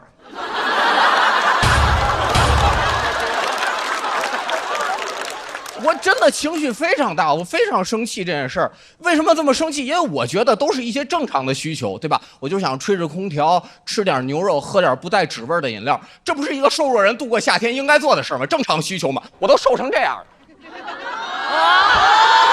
我吃点牛肉怎么了？这不是一些正常的需求吗？以为里边没穿呢是吧？啊，其实没什么可看的啊，一些正常需求。我只是一些正常的需求，但是慢慢就变成了一个没有道德人，显得我好像是个反派一样。我反思一下，我一天唯一做错一件事，就是昨晚上窗帘没拉好，剩下都不怪我。为什么生活越来越艰难呢？行吧，我是反派，我要是反派，我想溜进他们存放纸吸管的仓库放一把火。他们救火的唯一方法就是每人发一个环保勺，让他们往上面舀水。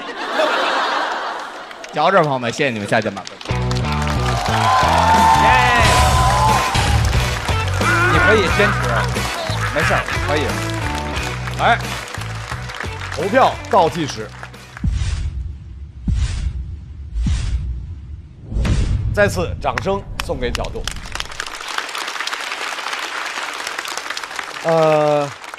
黄子特别喜欢骂骂咧咧的段落。其实不是这个点，我拍灯拍的那个快快递递和和。因为那个纸吸管，我真的是经历过那个的。因为就有的时候，比如说吃饭嘛，那看脱口秀，花时间笑去了，你基本上笑个差不多一期半期的结束了，他那个差不多降解了。当时就很有画面感，就是说出了一些我的小小心里话。快快递递呵呵多可爱啊，还能变成歌，快快递递呵呵，对吧？新歌有了，快快递递小呵呵，对，感觉这个非常可爱，而且我好羡慕他，我特别羡慕小杜，还能生气，哇！就是说他对生活有那种，就是说我看不惯，我就要跟你较劲的那个感觉，哇，好羡慕你！现在每天都那么有活力哈。就是每天会因为这事儿你是烦恼还是觉得特别有生机啊？我一边发疯，然后一边凑合活着这种感觉啊，原来也是悲观的呀。哦，但还好，因为去年出了一个专场，然后里边有很多发疯的东西，然后会有一些观众喜欢那个专场。有，你喜欢这种风格吗？我就是说特佩服，就是说，因为他特累，你知道活的，但是我却觉得这种东西是我以前就是要熄灭的那个感觉，但是他身上有，我觉得还是挺好的。对啊，很棒啊。我非常喜欢小杜的表演和他的作品，他上一段我就特别喜欢。小杜的文本里面是非常严谨，有很多的细节，而他的想法其实是奇思妙想，近乎于天马行空的，但是他会一直围绕事儿来说。他是讲两件事儿，从讲勺讲到了最后环保，调侃那些站在道德制高点上那种特别虚伪的、很极致的一些做法。我觉得很厉害。我是觉得小杜的情绪感染力特别强，所以以至于他可能关注的是一个很冷门的小点，但还是能把观众带进去。因为我感觉好像现在大家是很关心大环境，但没有那么多人关心环境，就是所以我觉得这件事如果是一个以普通的情绪讲给我的话，我可能没有那么容易带入，但因为小杜的情绪感染力很强，他的信息密度也很大，所以我觉得到后面就都能理解了，所以很厉害。对于小杜来说，我作为一个生活当中的普通人，当我听到这儿那样的，对，他会反馈到我的生活，在生活里面，有的时候我就生气，然后慢慢的这种生气就变成了一种表达，并且成为了我们识别小杜的方式，不挺好的吗？对，而且就是那种天天憋着不敢生气的人，如果有小杜这样一个朋友，那生活得变得多爽啊！我说一下我没有拍的原因，其实所有里面的点我也都 get 到，但是因为小杜他就一开始就是感觉像唱歌，他就副歌一开始就给你了，对，然后或者是那个特别嗨的点就给你了，我就会很期待下面。但如果你一首歌一直都是隔几秒就出现一个副歌，隔几秒就一直嗨点的话，我会觉得好像稍微让我少了一点点中间，要么就是喘息的地方或者怎么样，再把后面再推起来。这不是我的歌吗？不是这个意思。就感觉好像就一直在哒，到后面我就稍微觉得，哎呀，所以我对后面的要不要拍的就特别的纠结。您别生气，没事，都是游戏，没事。已经生气了，别生气。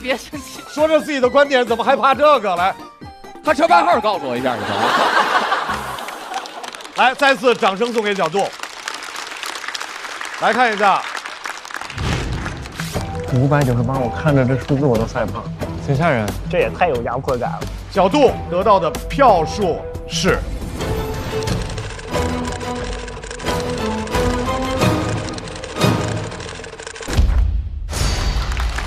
171，还可以。谢谢小杜的表演，请回到自己的队伍。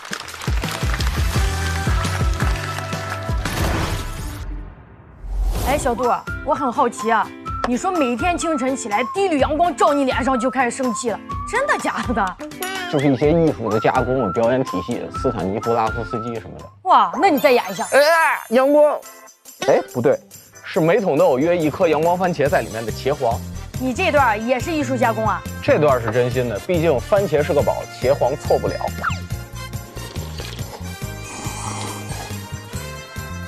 怎么样？加了阳光番茄的汤底，果然酸甜浓郁吧？没错，毕竟番茄是个宝，茄皇错不了。下一位要上场的一位老朋友，掌声欢迎 Seven。加油，齐和谐。Seven。哎，你们好，我是 Seven。哎，特别开心啊！自我介绍一下，还有工作，在上海工程师。我真的一直特别不喜欢咱们节目录节目收手机这种规则。我领导随时会找我。上一轮就是我领导给我发消息问我截止到周4的用户数据，我看到消息的时候，周4已经截止了，完全不知道怎么回他，我都有点想问他哥是要哪周4的但是不回又很没有礼貌，我最后跟他说的是晚安。晚安。我这几年跟我领导关系一直很微妙，就一方面这几年一直在台上说他，还让他生气，另一方面又会当面给他要他最喜欢的张绍刚老师的签名。我们一直能维持关系，全靠张老师。黑夜里的一道光，我的救星张绍刚。绍刚老师人中之芳。真的谢谢张老师，我一直以为我跟我领导的关系能一直这样维持，直到去年在台上狠狠说了他一顿，说他说不清需求，跟 AI 说你把什么帮我弄一下，领导被我戳中了。但是他没有直接训斥我，是我们公司后来开一个自我反思会，那天每一个人要说一些自己的缺点，我领导说他的短板是说不明白需求，我当时吓得开始说胡话。我赶紧偷偷问我旁边同事，我说我要不一会儿就说我的短板是造谣他说不行啊，这是你的长板但是人在危机关头脑子转得很快，我当时一直在思考我要说什么，我最后想出了一大段话，说的还挺成功的。我最后说的我的短板就是经常不理解领导的良苦用心有时候领导给我一些开放性的指令锻炼我的能力，但我却总渴望机械性的执行，抹杀自己的潜能。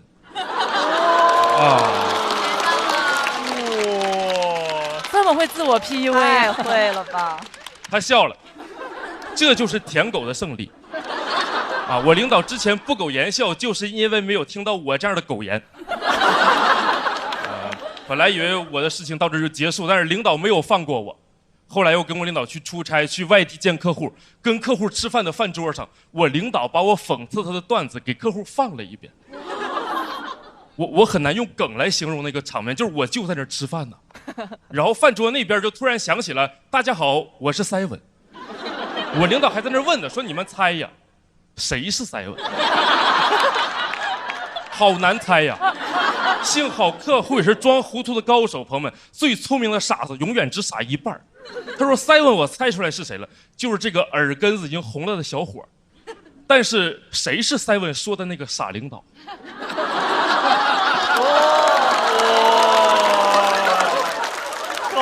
高，实在是高。我本来以为这是个偶发事件，现在我领导把这个变成了一个带我出差的常态项目。一出差就在那问谁是 Seven， 谁是 Seven， 通过献祭我来跟客户破冰，真崩溃了，朋友们。我现在公司有点体面不起来了，我现在公司就只想整点释放压力的大活。我现在看见同事已经不说早上好了，我现在到工位我就在那儿早晨起床拥抱太阳，啊，让身体充满灿烂的阳光，啊，库里库里库里库里的。我现在每天就演这阵，你们可以试试，对心态调整很有帮助。领导后来再带我出差，在那儿问谁是7，我已经不在乎了，谁爱是7，谁是7，啊，我是奶龙，你知道。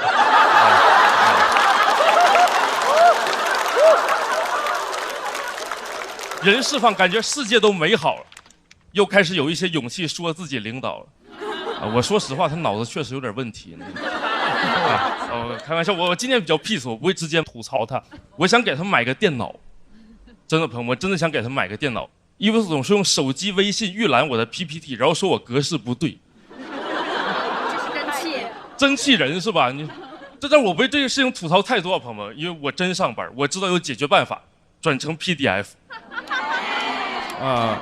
但是这不能弥补我心中的苦闷和创伤，转成 PDF 当然可以，但是那我辛辛苦苦做动画效果怎么办？你们知道我做那些飞入飞出有多精妙吗？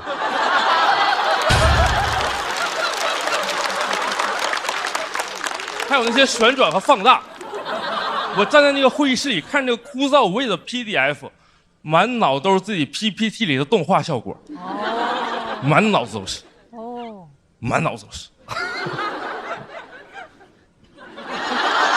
这是弹跳啊，这是放大，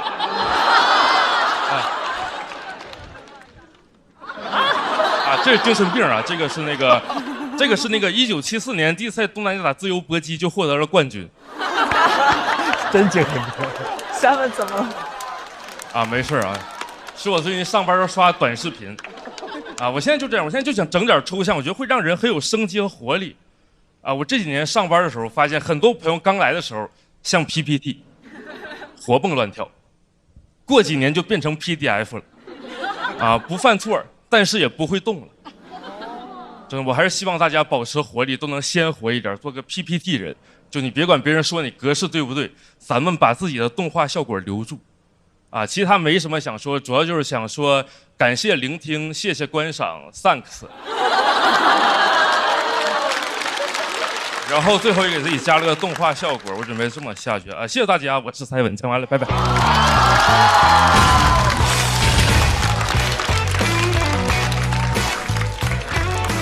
投票倒计时，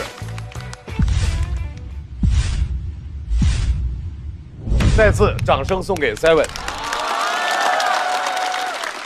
肉眼可见，7今年确实还是抽象了一些，相对于之前活泼了。对，我虽然是最后拍的灯，但是在我心里面，我觉得7今天的整个的这个文本的这个表达，其实还是非常完整的。而且我觉得，就是对于大家的期待值来说，至少在我心里面，我觉得我自己看得很开心，而且我也收获了一种新的描述。就比如说大家这个。从PPT 到这个 PDF 这个状态 ，PPT 人还是 PDF 人，还蛮有趣的。对，就我觉得这个印象会很深刻，并且自己也马上能找到自己的定位。他的那个形容和那个比喻，我真的特别喜欢。就因为职场的东西，其实大家说了很多，但是突然这样一比，我就觉得特别一下就能 get 到那个点。因为我也很希望有的时候可以。在工作当中成为那样的一个 PPT， 但很多太多的原因让我不得不成为那样一个 PDF， 所以我觉得很难受。但是谢谢有这样一个比喻，让我明白了原来我是可以闪现，然后渐退出去的这样一个渠道。对，谢谢你，谢谢。我觉得周深一直都很活泼呀，可爱啊。那是因为以前不是嘛？以前在早一点的时候，就现在是常年是 PPT 人，现在 PPT。现在我是个窝囊废什么窝囊废不能？小杜别生气，内耗人。你们俩这互相鞠躬啊，这过年的这是。嗨，我们那个7都说上奶龙那些奶龙，我是奶龙，已经疯了，特别可爱。所以我后边就一直盼着他能演出来那种特别好玩的，因为我后来他说他要演 PPT 要活蹦乱跳的时候。我就脑中就出现了一个那个场景。后来我就觉得 Seven 这2回演出就是老让我感觉看一半吧，他咋就没了呢？我说实话，其实我演的也有点感觉自己就是没打透，就是是不是？对对对，其实是。所以你看，刚才大老师就说，既然你说到 PPT 的人，大老师就会有了你提出这个概念之后他的那种期待。对，就 Seven 彻底疯了，然后开始干一些非常非常神的事儿，对，结果就干了一会儿就没了。是，我觉得要是有下一轮，我再演演吧啊。我明白，但是我衷心认为 Seven 不能只是这个水平。Seven 应该会比这个水平更好，在我历来看这个感觉，所以说我希望这个灯给您留着，然后下回一定要给更优秀的您，好吧？啊，是这样。明白，谢谢。我觉得 Seven 特别可贵的一点是他一直在讲职场。我工作场景不是职场，可是为什么他的每个段子依然能够让我会产生很深的共情？可能我是共情职场的人。因为人是一样的，人性是一样的，就是普通人嘛。而且你会发现，职场没有改变 Seven。按道理说，在这个那么复杂的人际关系里面，他应该变得更油滑一点。但他一直保持一种很可贵的一种学生气的感觉。我就是因为拜脱口秀所赐，脱口秀是一个干净的场所，我觉得我喜欢，这是喜欢脱口秀的原因。谢谢鲁豫老师，谢谢。我就是有一个感受，我就觉得现在大家对职场段子的态度真的很不一样。就以前如果演员说我怎么吹捧领导，观众都会咦这样，然后现在可能因为工作真的很难找，所以Seven 说那个不苟言笑和说苟言的时候，大家都一副学到了的感觉。哇！我一直很喜欢 Seven 的文本，因为我觉得 Seven 的文字梗的逻辑是非常妙的，而且很准确，然后类比也写得很好。谢谢鸟鸟老师，谢谢。其实刚才鸟鸟老师说的特别重要，脱口秀的内容也在不断的和时代变化来同频共振。得是，但是 Seven 确实一直在讲职场，大家也知道职场很难讲，职场越来越难讲。但是 Seven 一直守着这一条内容赛道，掌声在此送给 Seven。谢谢。来看一下他得到的票数是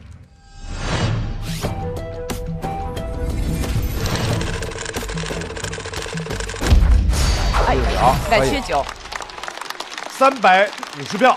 下一个就得298票。我得190。200以上。你只要有300票就。再次掌声送给 Seven。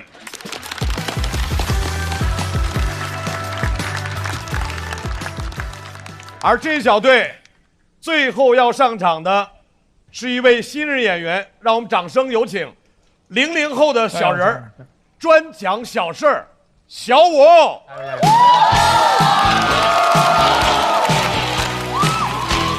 怎么打都打不过。小五可以上250分啊，我觉得可以。从哪儿去找另外40分？谁知道呢？Hello， 大家好，我叫小五啊，我叫小五。大家也看出来这个战况了，异常不激烈。我感觉大家吃完第3鲜，我们3个在收盘。太牛了！瑞瑞比完之后，Seven跟我说，他说没事儿，抽到了也不怕。小杜上完，我说你还怕不怕？他说没事儿。大家也能看出来，我们这个队要是输了的话，可能会面临解散。就解散吧。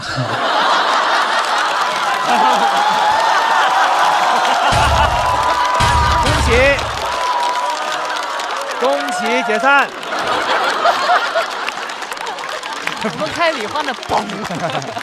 所以说也不要在乎这个，我就讲我自己的事情，大家就像平常听拼盘一样这样听就好吧，好吧。Hello， 大家好，我是小五。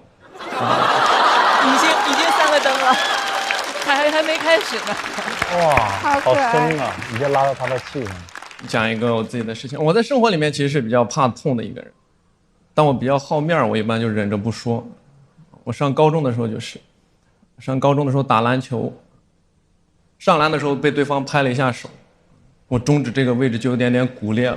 啊，对，去医院诊断的前一天晚上，我奶给我诊断，非说我是崴了，就要给我按。你知道红花油往上一倒就开始按。哎呦，痛死了！那手刚搭上去第一下我就说痛，他说痛就对了。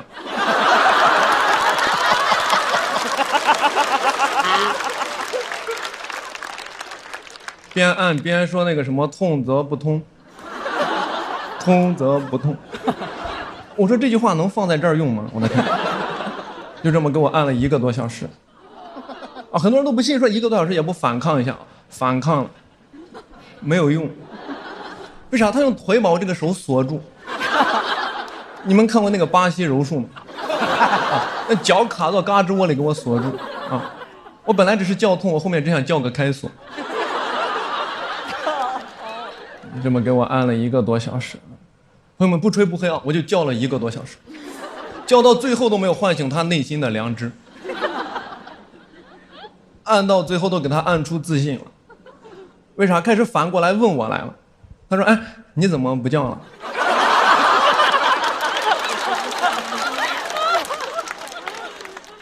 是不是不痛了？我说我叫累了。那1个小时谁受得了是吧？第2天早上起来才去医院里面拍这个片子，结果一出来医生都吓了一跳。他看着那个片子，他说：“妈呀，你这个手有点严重啊。”谁干的？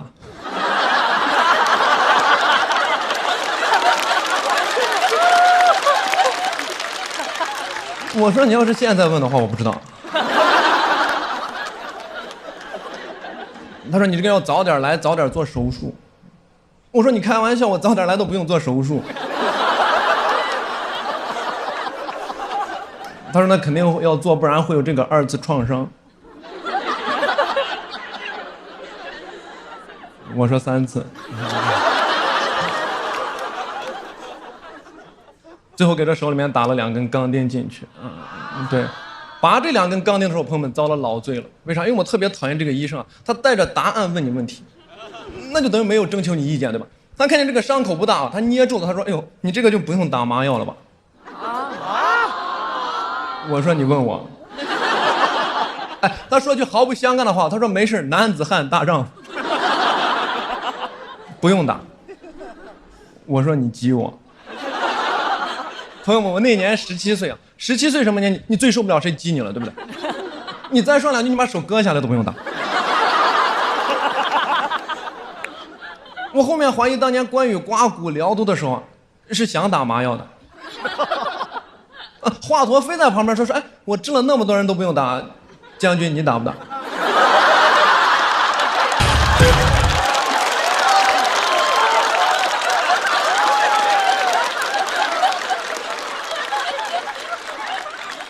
我当时说的原话，我说不打就不打。说完感觉自己太帅了，我的天，对吧？但你说完就后悔，为啥？他直接从旁边那个抽屉里面拿了一个刀片出来，叫我把这拉开去拔这个钉子。朋友们，我跟你说，也倒不至于这么捧啊。我跟你说，刀片搭到手上那一下，你才感觉到了恐惧，但为时已晚。人因为恐惧经常会说一些很愚蠢的话，对吧？他搭上去那一下，我真没忍住，下意识来了一句，我说：“妈呀，这个怕是有点痛啊。”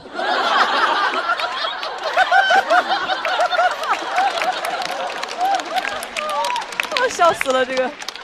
他还在旁边给我打气，他说：“没事，男子汉大丈夫，不怕痛。”噌就拉开，那个血汁就溅出来。紧接着我说句更愚蠢的话，我说：“哎呦，怎么有血？”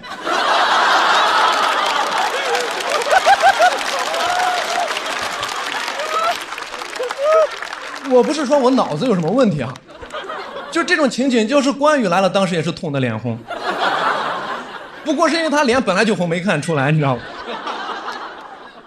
其实第1根钉子很快都拔了出来，当时拔到第2根的时候感觉不太对劲，为啥？你能感觉这个人明显认真了。妈呀，核心都收紧了。我跟你说，一个人认不认真，从他的这个发声部位就能判断出来。他拔第1根钉子的时候还是用这个胸部发声，拔到第2根的时候已经开始用腹部发声。他拿那个钳子捏住这个真屁股，拔的时候就是那种。一听你就感觉上劲了，是吧？而且他一边拔一边说什么男子汉大丈夫，我觉得这个事情很恐怖，对吧？我觉得这句话就在给他自己打气。我当时其实已经受不了了，我想喊痛，但男子汉好面，你知道吗？我就想了一个办法，点他一下。我怎么暗示他的后面？后面他的那个钳子，他一拽，我说哎呦呦。他一拽，我说哎呦呦呦。这个人没有读懂我的隐喻。哎，他反而还很生气，他把那个钳子拿起来，摔到旁边那个桌子上面，然后指着我，他说：“哎呀，我早知道你这么矫情啊，我就给你打麻药。”哎呦，这医生还得先骂一句啊！求求了。我说有这个选项，你不早点说？你早点说，我早点就矫情了，对吧？而且我很生气这句话，什么叫早知道？哎，早知道我让我奶就给我拔了。那他力气比你大多了。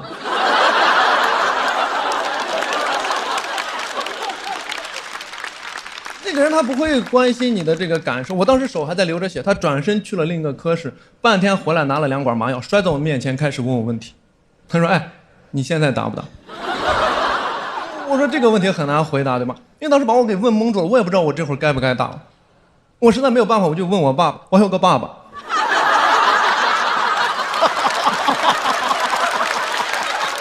多新鲜，多兴奋！就坐在我的右边，一言不发，仿佛没有来过一样。我跟你说，我是怎么注意到这个人的存在的？是因为啥？拔钉子的时候，医生不是在我这个手上拔钉子，我这只手就捏住我爸的手。拔到一半的时候，我发现我爸也在旁边。哎呦呦呦！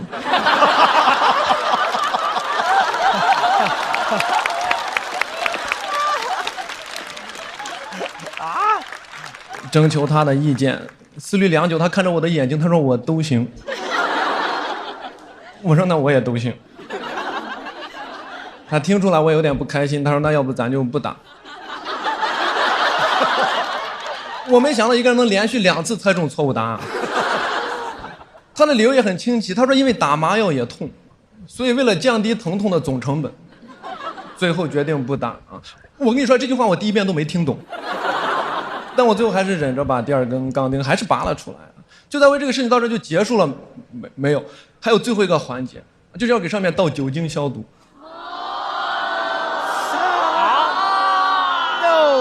我跟你说，这个环节关羽来了都顶不住，关羽来了都得让我奶给他锁住。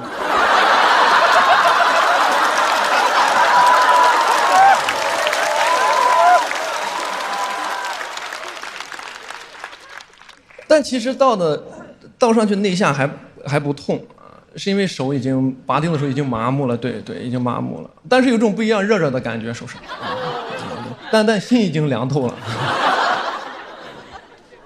倒完酒精上去之后，会拿这个纱布在上面包扎一下。其实这个事情就算结束了，我们就从这个医院出来了。让我生气的是，我跟你讲，从头到尾我爸永远的话一句没有说。从这个医院出来，我爸第1句话说这个医生不行。我说为什么？他说下次不来了。我真的还是很生气，对吧？我觉得如果是我来陪我朋友来拔钉子的话，我就不会出现这种情况。我觉得人不应该被这个男子汉的标签所绑架，对吧？我就跟他说，我说你这个麻药你想打就打，我反正没打。好，讲讲，谢谢大家，谢谢，拜拜，拜拜，拜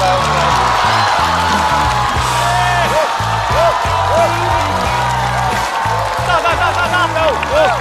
可以。好松，节奏真好。投票倒计时。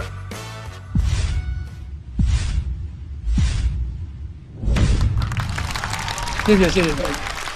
哇，表现非常好。小五6，太好了，小五天才。袅袅老师，你是不是觉得在你旁边的黄子刚才很吵？你左边耳朵还好吗，袅袅老师？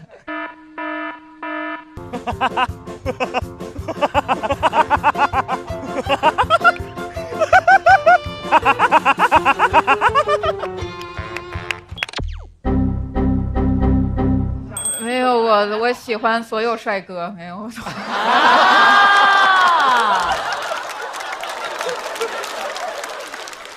其实他左耳已经有点听不清了。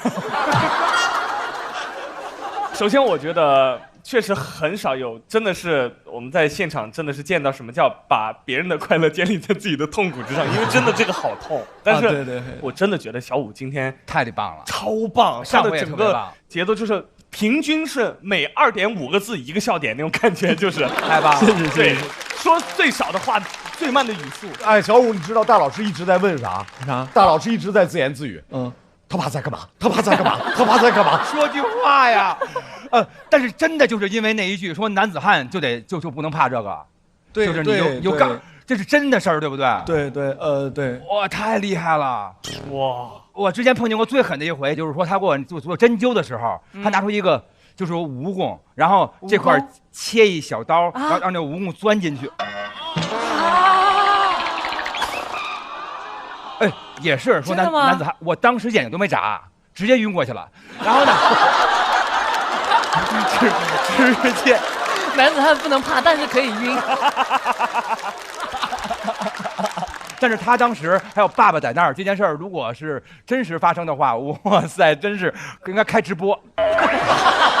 榜一大哥能打好多火箭过去说，观众们、家人们，打不打麻将？其实当时进去这个科室的时候，其实已经很害怕了啊。他就很轻描淡写，因为他会把你的情绪带走。他说没事，男子汉都不用打。然后我说那就不打。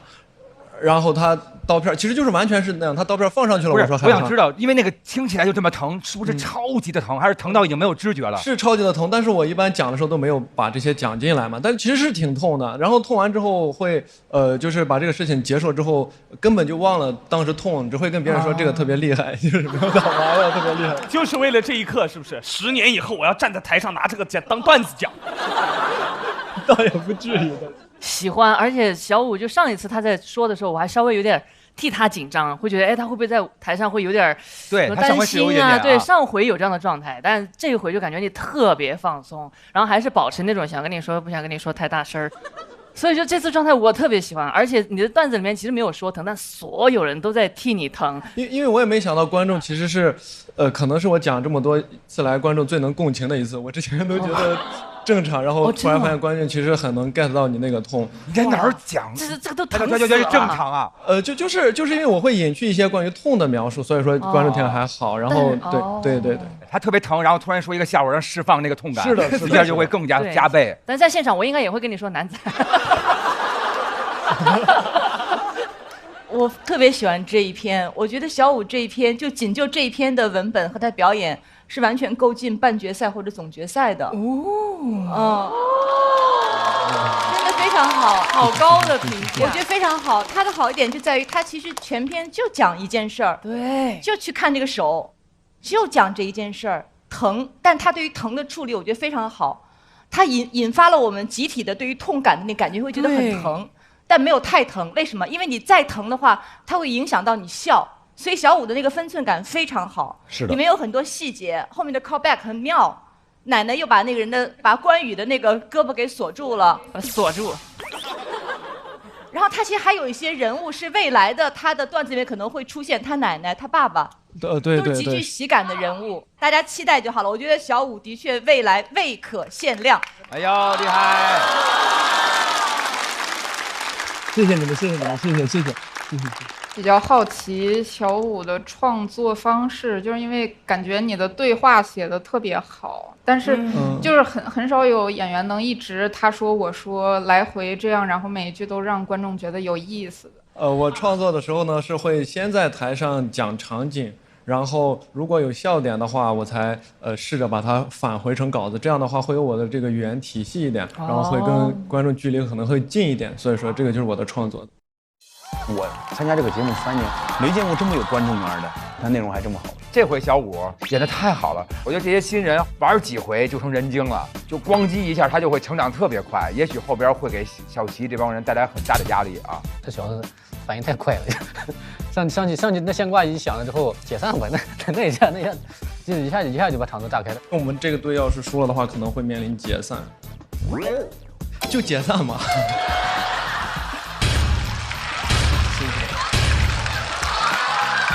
后面进入他自己状态之后非常松弛，我已经更享受舞台，更大胆的去和观众进行眼神上的交流，然后还有节奏上的稳定。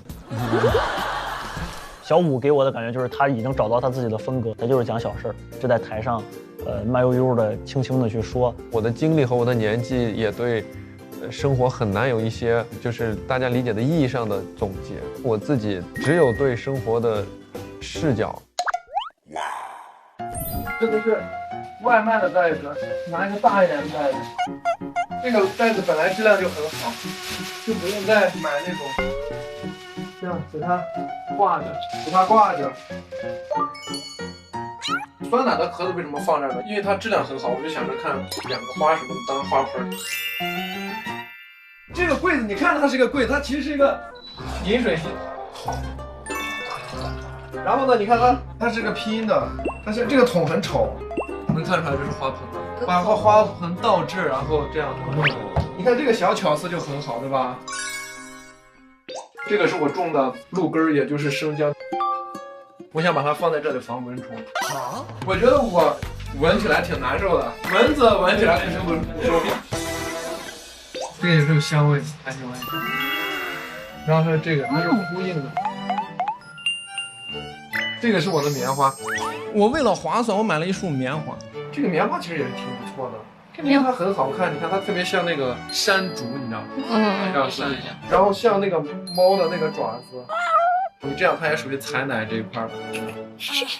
哎，就这个花，我觉得物尽其用了，对吧？诗月，你能接受我用大疆拍你吗？我已经知道你要。我打开的那一瞬间，拿出藕的那一瞬间，这个是一个藕入锅啊，这个是一个哇哦！我的天，诗月进行了一次爆梗，这个叫哇哦！我的天哪！诗月，你看一下这个瓜肯定很甜，因为它瓜甜李下嘛。李在哪儿呢？嗓子都喊哑了，太燃了，太燃了，莫名其妙燃起来，不知道在燃什么。对，可能是燃气灶吧。这是浴室，这是世界，这是啥人？这是诛心。哎，有些梗烂的我都不想接，就是。我周围确实没有什么大事发生，我的能力它只能创作出来一些我喜欢的小事，它是一种就是和斗蛐蛐有点像。我在我的一个域里面有了自己的思考，很专注的那种感觉，还挺开心的。好球，好球，好球！大家都睡了，看世界杯就是要爽啊！对吗？这屏幕又小，还不让喊，这不难受吗？难受，但我拔钉子都不打麻药，我能忍。别忍了，咱们订一个有大屏幕的观赛房，想怎么看怎么看。那个应该很贵吧？不贵，咱可以上美团订酒店，下午4点后入住，今夜特价，入住还送球迷 combo， 啤酒小吃全包圆，美团一键就能扫，这么划算啊！这次世界杯看球赛，你们就上美团订酒店，看个爽。没错，那咱们还在这憋屈啥？我已经 book 了一个hotel，Let's go。小杜和 Seven 回到台上，擂主的3位也来到现场。这个绝对有200分。我觉得应该有，我觉得有，我觉得应该有200。哎呀，多余来呀，这是。好悬念。这组怎么打？他只要有249票就能打过了。对，我觉得怎么样都可以了。在全场满票210票的前提下，我们看一下小五通过自己的一己之力，能不能拿到249票？耶！可以！250票，250。看一下小五的票数是。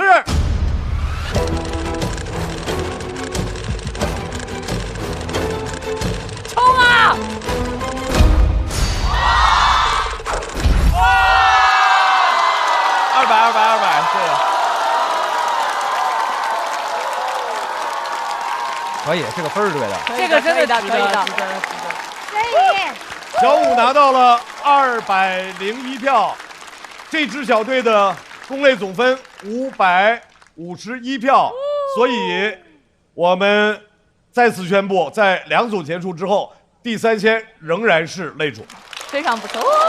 不差分也是，就差咱俩。对，没事，没关系，没关系。来，第3签回到擂主的位置，小杜、小五、Seven 回到待定区。第3千今天一天要在那儿站8次。哎呀，又是熟悉的位置，太熟悉了，要回这儿。就是其实还没开始抽的时候，我们根本就不 care， 不虚。对。然后抽到了之后，然后我就跟3位说：“我说你怕吗？”他说他不怕。咬着后槽，其实咬着后槽牙，我是这样觉得的。瑞瑞确实太炸了，而且小齐也炸，史岩姐也炸。那个场子是一个极其难接的场子。对。但是我觉得我们这种组合就挺好的，就是组在一起的时候，我们是齐心协力的。然后如果没组在一起，我们也会这个各自安好。相逢是缘，平安是福啊！来，第3千的3位朋友，又到了你们抽小队的时候。我抽啊，你抽。来，慢点抽，慢点抽，想清楚，想一想，你们想和哪支小队来打比赛？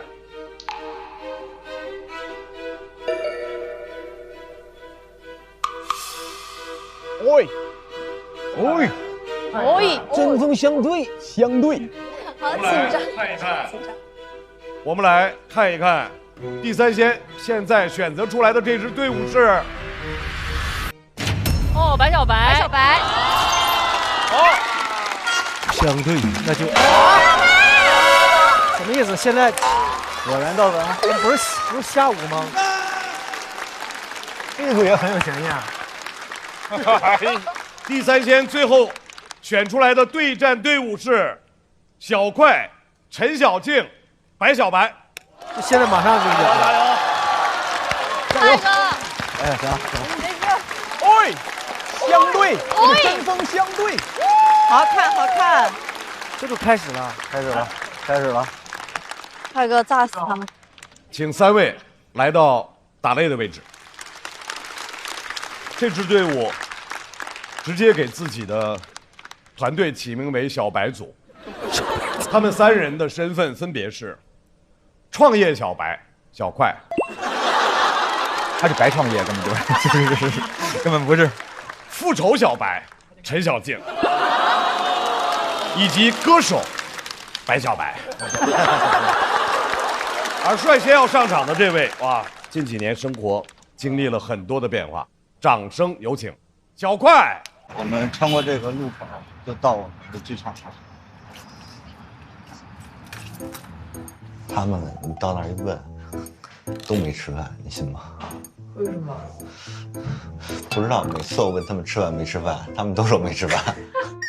你看，你迟到了，你得请客。我没迟到，我在外面。你得请客喝奶茶，同意的。老头倩儿找挨怼。你吃饭那只手能不能拿上来啊？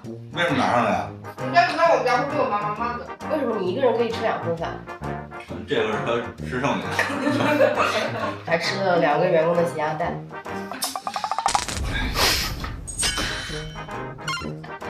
哎，他是一个比较有底线的人，对自己拍视频这个事情也非常有底线，就是1周2条最多了。我们之前是说想让小快多蹭蹭其他演员的流量，但是他也婉拒了我们。掏他成本太高了。哎，你又说要找人，你伟大爷和 Kate 都拍你的视频，都比你自己发的多。他经常不回消息，那些问题他想不出来，他就会拒绝回复。你看你后天闯时代速度老大，还能再拍1条视频，隔1、2个月再演，但是你可以当下就可以直接约后面的档期。啥意思？你是？我看跟着别人可以呗。他可能没有那么想赚钱的感觉吧。大家可能是觉得他不工作之类的吧，其实也没有，他很多时候也在担心俱乐部的情况。这里没水。旁边就有，你正好换了呗。快，我这换水呢，快点拍，开始吧。哎呦！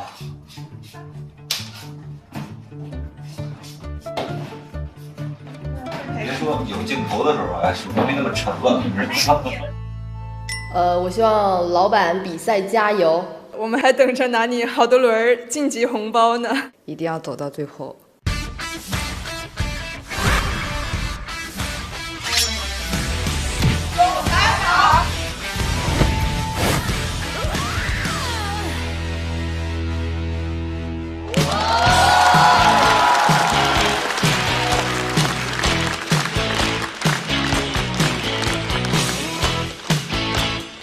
哎，大家好，我是小快啊，掌声非常的热烈啊。我也理解啊，我这几年其实一直感觉人生进程加快了好多，可能是因为开了俱乐部，总是走下坡路。幸好我是一个北京的拆迁户，多少还有点底气。但是谁能想到，俱乐部赔钱的这2年，房价也降了不少。幸好我提前做了些准备，买了不少基金。现在怎么说呢？在这条下坡路上，我是彻底走起来了。我能取得这样的成绩，可以说是既有个人努力，也离不开市场的变化。都说由奢入俭难，一点儿也不难。以前我一直觉得坐地铁特别麻烦，现在我精通。我觉得入俭就和安检一样简单，你把这个包袱放下就过去了。有一个穷门的演员，知道我现在过得不太好，非常兴奋。我可以理解，因为在这个世界上，比穷人乍富更令人开心的就是富人乍穷。他还送了我本书，说欢迎快哥来到平凡的世界。他根本就不知道我走得有多快，已经路过平凡的世界，到达悲惨世界了。没想到还触碰到他的逆鳞了。他说：“块哥，你这刚哪儿到哪儿啊？哦，觉得平凡就是悲惨，正是你们这些资产阶级的傲慢与偏见。”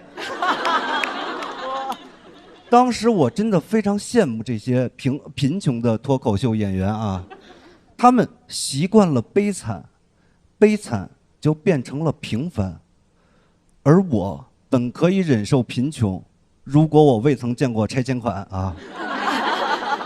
不过我那天真的发现啊，我可能没法跟这些脱口秀演员进行深度的交流，因为他们大部分人都是那种寒门贵子，无法共情我这种贵门寒子。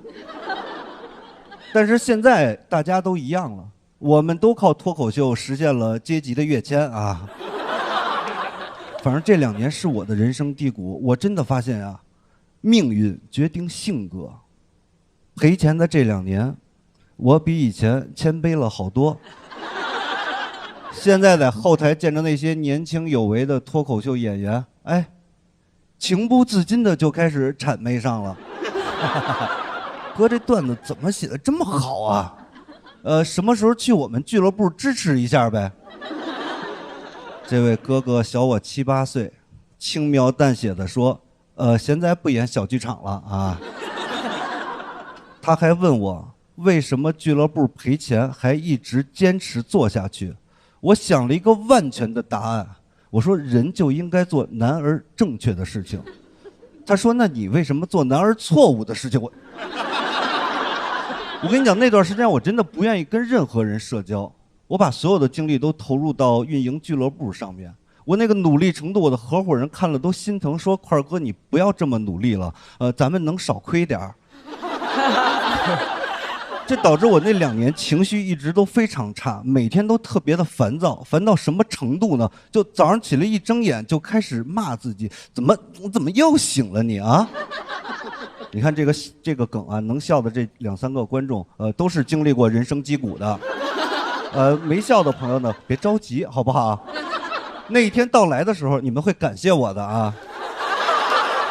最先察觉到我状态不太对劲的，是跟我关系最好的那个大数据啊，给我推了一条视频，说有以下几点症状，你要注意了。第一，情绪持续低落；第二，社交退缩；第三，记忆力差。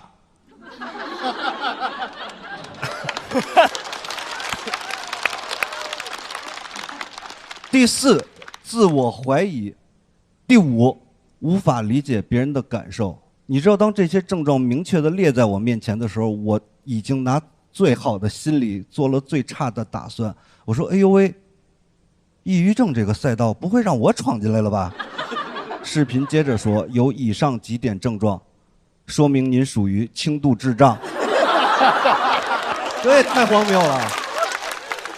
就是虽然说我从小学习成绩就不好，长大开公司也赔钱，写的段子你们也没有人笑，但最起码我生活可以自理，我保底是一个正常人啊。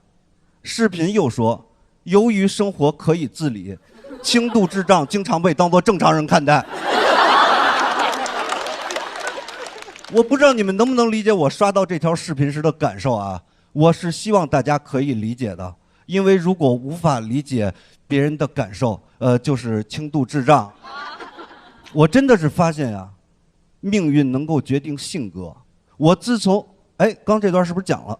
好，记忆力差，大家理解一下啊。这个事儿，因为这种事儿发生过很多次以后吧，我真的开始自我怀疑了。但是我知道大数据不准，我就去找了一个小数据。去医院测了一个智商，你们知道去医院测智商挂哪个科室吗？精神科。你看他这个安排啊，就非常的巧妙，因为一旦确诊轻度智障，它必然引发精神抑郁。你们想一下，不可能这边医生说您这个是轻度智障，患者兴高采烈一拍大腿，哎呦喂，悬着的一颗心总算是放下了。这么多年过得不好，还以为是周围环境不行呢。不可能，我到了那儿以后，跟医生简单的交谈几句，他给我开了一张单子，让我过一会儿来复查。我拿着这张单子呀，在楼道里看了5分多钟，因为临床症状那栏写了一行字，实在是太过震撼了。他写的是患者自觉愚蠢，要求进行智商检测。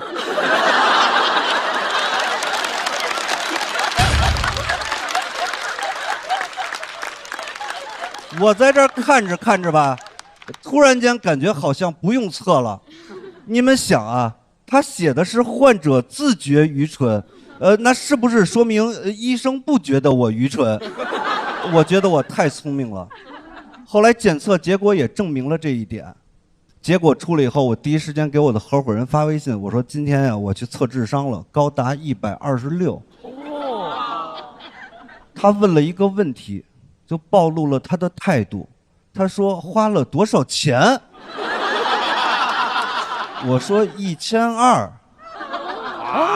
他说这1200才是真正的测试。你还是个高智商智障。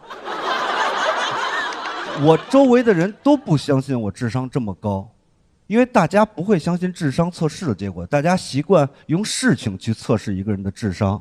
但是所有人都不明白一个道理，聪明人也是会做蠢事的。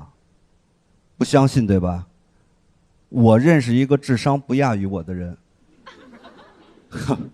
他毕业于哥伦比亚大学精算系，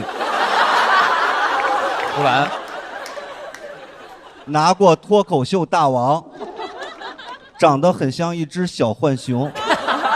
前2天突然间跟我说想运营一下我们俱乐部，还把这个事情拍成了视频发到网上。我不知道你们有没有人看到那个视频啊？看了。呼兰发的。我承认啊，在那个视频里边显得我这个人特别傻，就是话也说不清楚吧，是账也算不明白。你们知道为什么吗？因为我所有的注意力都用来压抑住心中的狂喜了。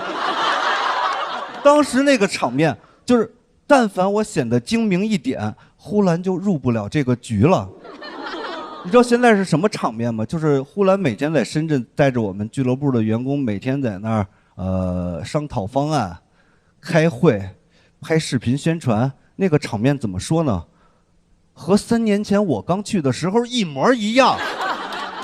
我当然是希望呼兰能够摸索出一整套运营方案，然后推广给这些做俱乐部的朋友，让大家都赚到钱。但其实，我更希望见到的是另外一种局面。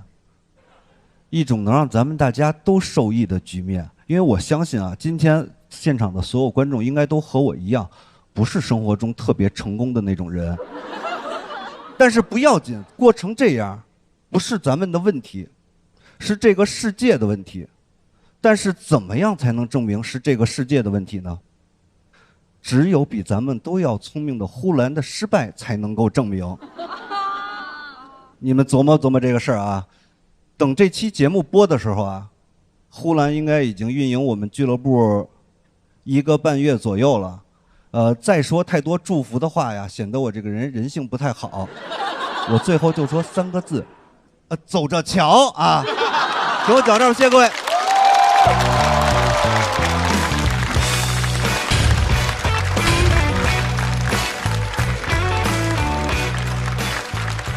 投票倒计时。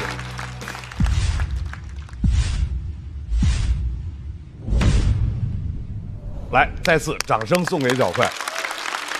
块哥，你是真去测智商了？测了，但是我不想公布这个结果。对，但是总之就是很高。现在说显得很傻，你知道吗？啊。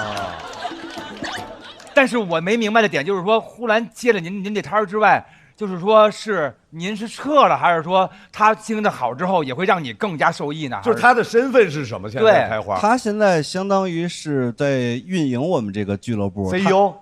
对。然后如果他干倒闭了，我们就倒闭了啊。如果他能做好了的话，就把这个经验推广到全国。对。以我对呼兰的了解，应该他最近可能缺素材，就是说。经历一些生活，然后写一些东西了，过得稍微不好一点，因为下一年的巡演又要开始了，要写新的东西了。我得到的其实是一个双赢的局面啊，对，就是如果说他把这个俱乐部运营非常好的话，他到时候得还给我。如果他运营的非常差的话呢，就证明我本身是没有问题的，没有问题。对，哎，那智胜呢？智胜在中间这个他是一个什么角色？智胜在中间，他现在主要是多接点活，让这个俱乐部能再多运营一段时间啊。他是投资的嘛？他是投资人。小辉老师每次说的时候，就说我会觉得你是老板，就是总会有一个老板的，或者是怎么样的一个距离感在这里，我就会觉得，就老板身上发生的事情，就会离我有一点点远。但是，其实小块老师经常会说出一些醍醐灌顶、鸡蛋灌饼的话，是不是？就是那种鸡蛋灌饼的话，就是他会有一些自个儿的总结是经琢磨那一下的。明白。而且小块其实你每回不太说自个儿俱乐部这事儿的时候，都特别棒。真的，就是说，因为有一种惨吧，就是说它太真实了，就是说真的。因为去年你开始说那个玩尬的那些，是吧？那些就特别好玩了，一下就跳出那个感觉了。又回来说这事儿，我觉得可能就是稍微有点，真的就是说祈祷，就是希望你能坚持下去那种感觉。就是我理解，一份祝福嘛。啊，行嘞。其实这段我觉得文本挺好的，但是效果不如小快之前的几次的表现。后来我想为什么，但我还是笑得很开心。我觉得可能是小快在做一个尝试，他讲由奢入俭难，但其实在这个舞台上，大家还是很难去共情一个人从有钱的状态到没钱，因为我可以理性去接受，但从情感上调动我的全身的细胞可以共情去笑，这个是难的。但我觉得小快这么做，我认为很好。包括他讲他脱口秀俱乐部这些内容，就是他此刻的人生。所以我会觉得小快这段真的很好。感谢你，谢谢你。其实我这次为什么没有拍的原因，是因为其实我也在小快老师讲所有的内容的时候，我也一直在思考很多的问题。我可能想要找到我很开心或者笑的点，但是他都会被我的一些思考跟去。真的认真去，好像他的点就是在于以前觉得这是个笑话，拿这个来开玩笑。对，现在是笑话是真的，你就不敢接受这件事儿。对，感觉好不容易，但是又觉得说，我明白。感谢你。我觉得块哥一直是那种台下人格魅力特别强的那种演员，当然台上也很有。怎么一边说话一边着不呢？对，你跟我们说说台下怎么就哪方面人格魅力？就是我觉得块哥的语言逻辑，然后他说话的语气都是很轻松的，就很像《我爱我家》里那种人物。但可能就是像前面几位嘉宾老师说的，就如果是太真实的情境，就让人确实有点沉重了。对，来。在块哥结束了他的表演之后，我们来看一看他得到的票数。是。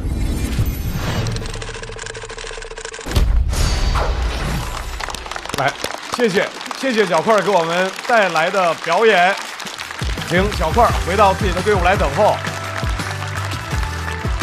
快哥有点可惜啊，跟他平时开放麦好像不在同一个状态，就是一个人他不能同时失去了财富还失去了脱口秀，这太残忍了。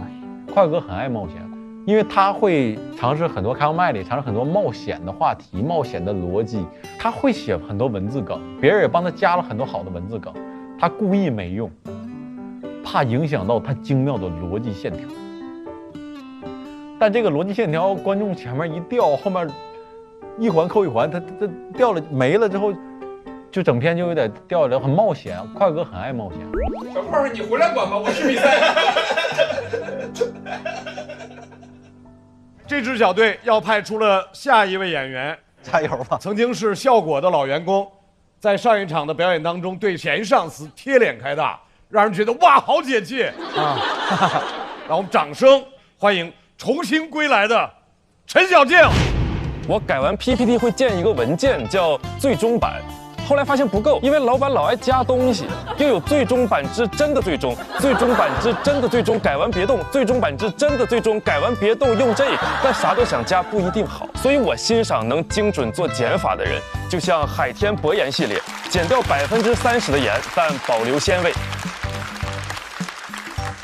颜值下降，但也能鲜到上头，真正做到减盐不减鲜。希望老板也能向海天博盐学习，该减的减，该留的留，比如减掉工作量，保留我的薪资。第二赛段叫做双擂之战，第一场的擂台赛即将继续。哎，你敢信吗？我有盐粉。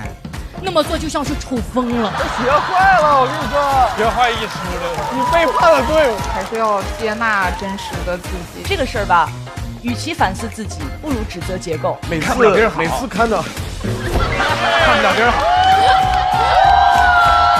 没什么大愿望，我要黑化啦 ！But I like。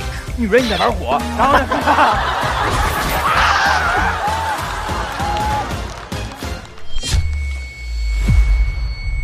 快乐不整虚的，咱的评价都是真的。感谢帮我们发现好去处的大众点评冠名播出。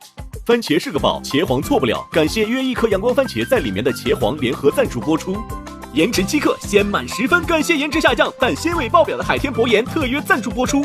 可口可乐一升元汽水，快乐不卡顿。本节目由可口可乐行业赞助播出。乳铁蛋白加乳脂球膜，助力宝宝体质双优。感谢真心守护宝宝成长的美蛋神蓝针赞助播出。好网络就选中国移动，本节目由指定产品中国移动赞助播出。咔嚓咔嚓，一起脆翻天！本节目由美味酥脆、有料有趣的雀巢脆脆鲨赞助播出。一场仅朋友可见的线下聚会即将开启，打开效果小程序即可参与限定活动。6月26日起，周5、周6中午12点正片更新，会员抢先看1周。每周1中午12点，脱友日记、大王洞的夏天围观合作生活。每周2中午12点，脱友好好玩公园看脱口秀演员的游戏时间。还有遇见他们第2季即将回归，杨海源视频播客离场之后即将上线，朋友们请保持期待。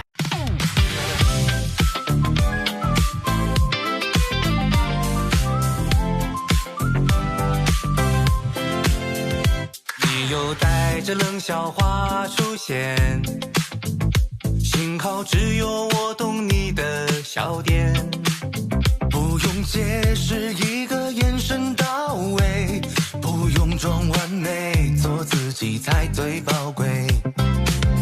哦，拜托拜托，暂时忘掉一切，想记住你嘴角上扬瞬间，不用想明天还很遥远，不知不觉又和你聊到凌晨3点。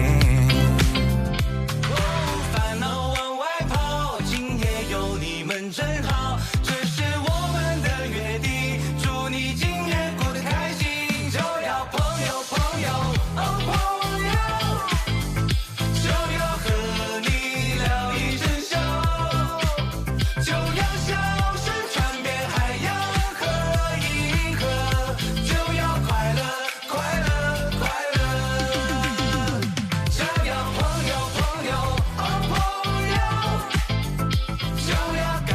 更多节目精彩资讯尽在新浪娱乐微博综艺新浪综艺。感谢立立成传媒、天气通、新浪新闻、腾讯娱乐、GQ 对本节目的大力支持。感谢指定问答社区知乎的大力支持。上知乎参与托友3问题讨论，参与知乎剧综圈子活动，解锁惊喜好礼。感谢独家播客合作平台小宇宙。想继续听脱口秀演员们台前幕后的真实故事，上小宇宙 APP 搜索托友3特别企划，一起听见喜剧人的唠友局。感谢脱口秀和他的朋友圈跳海酒馆、水果汤泉对本节目的大力支持。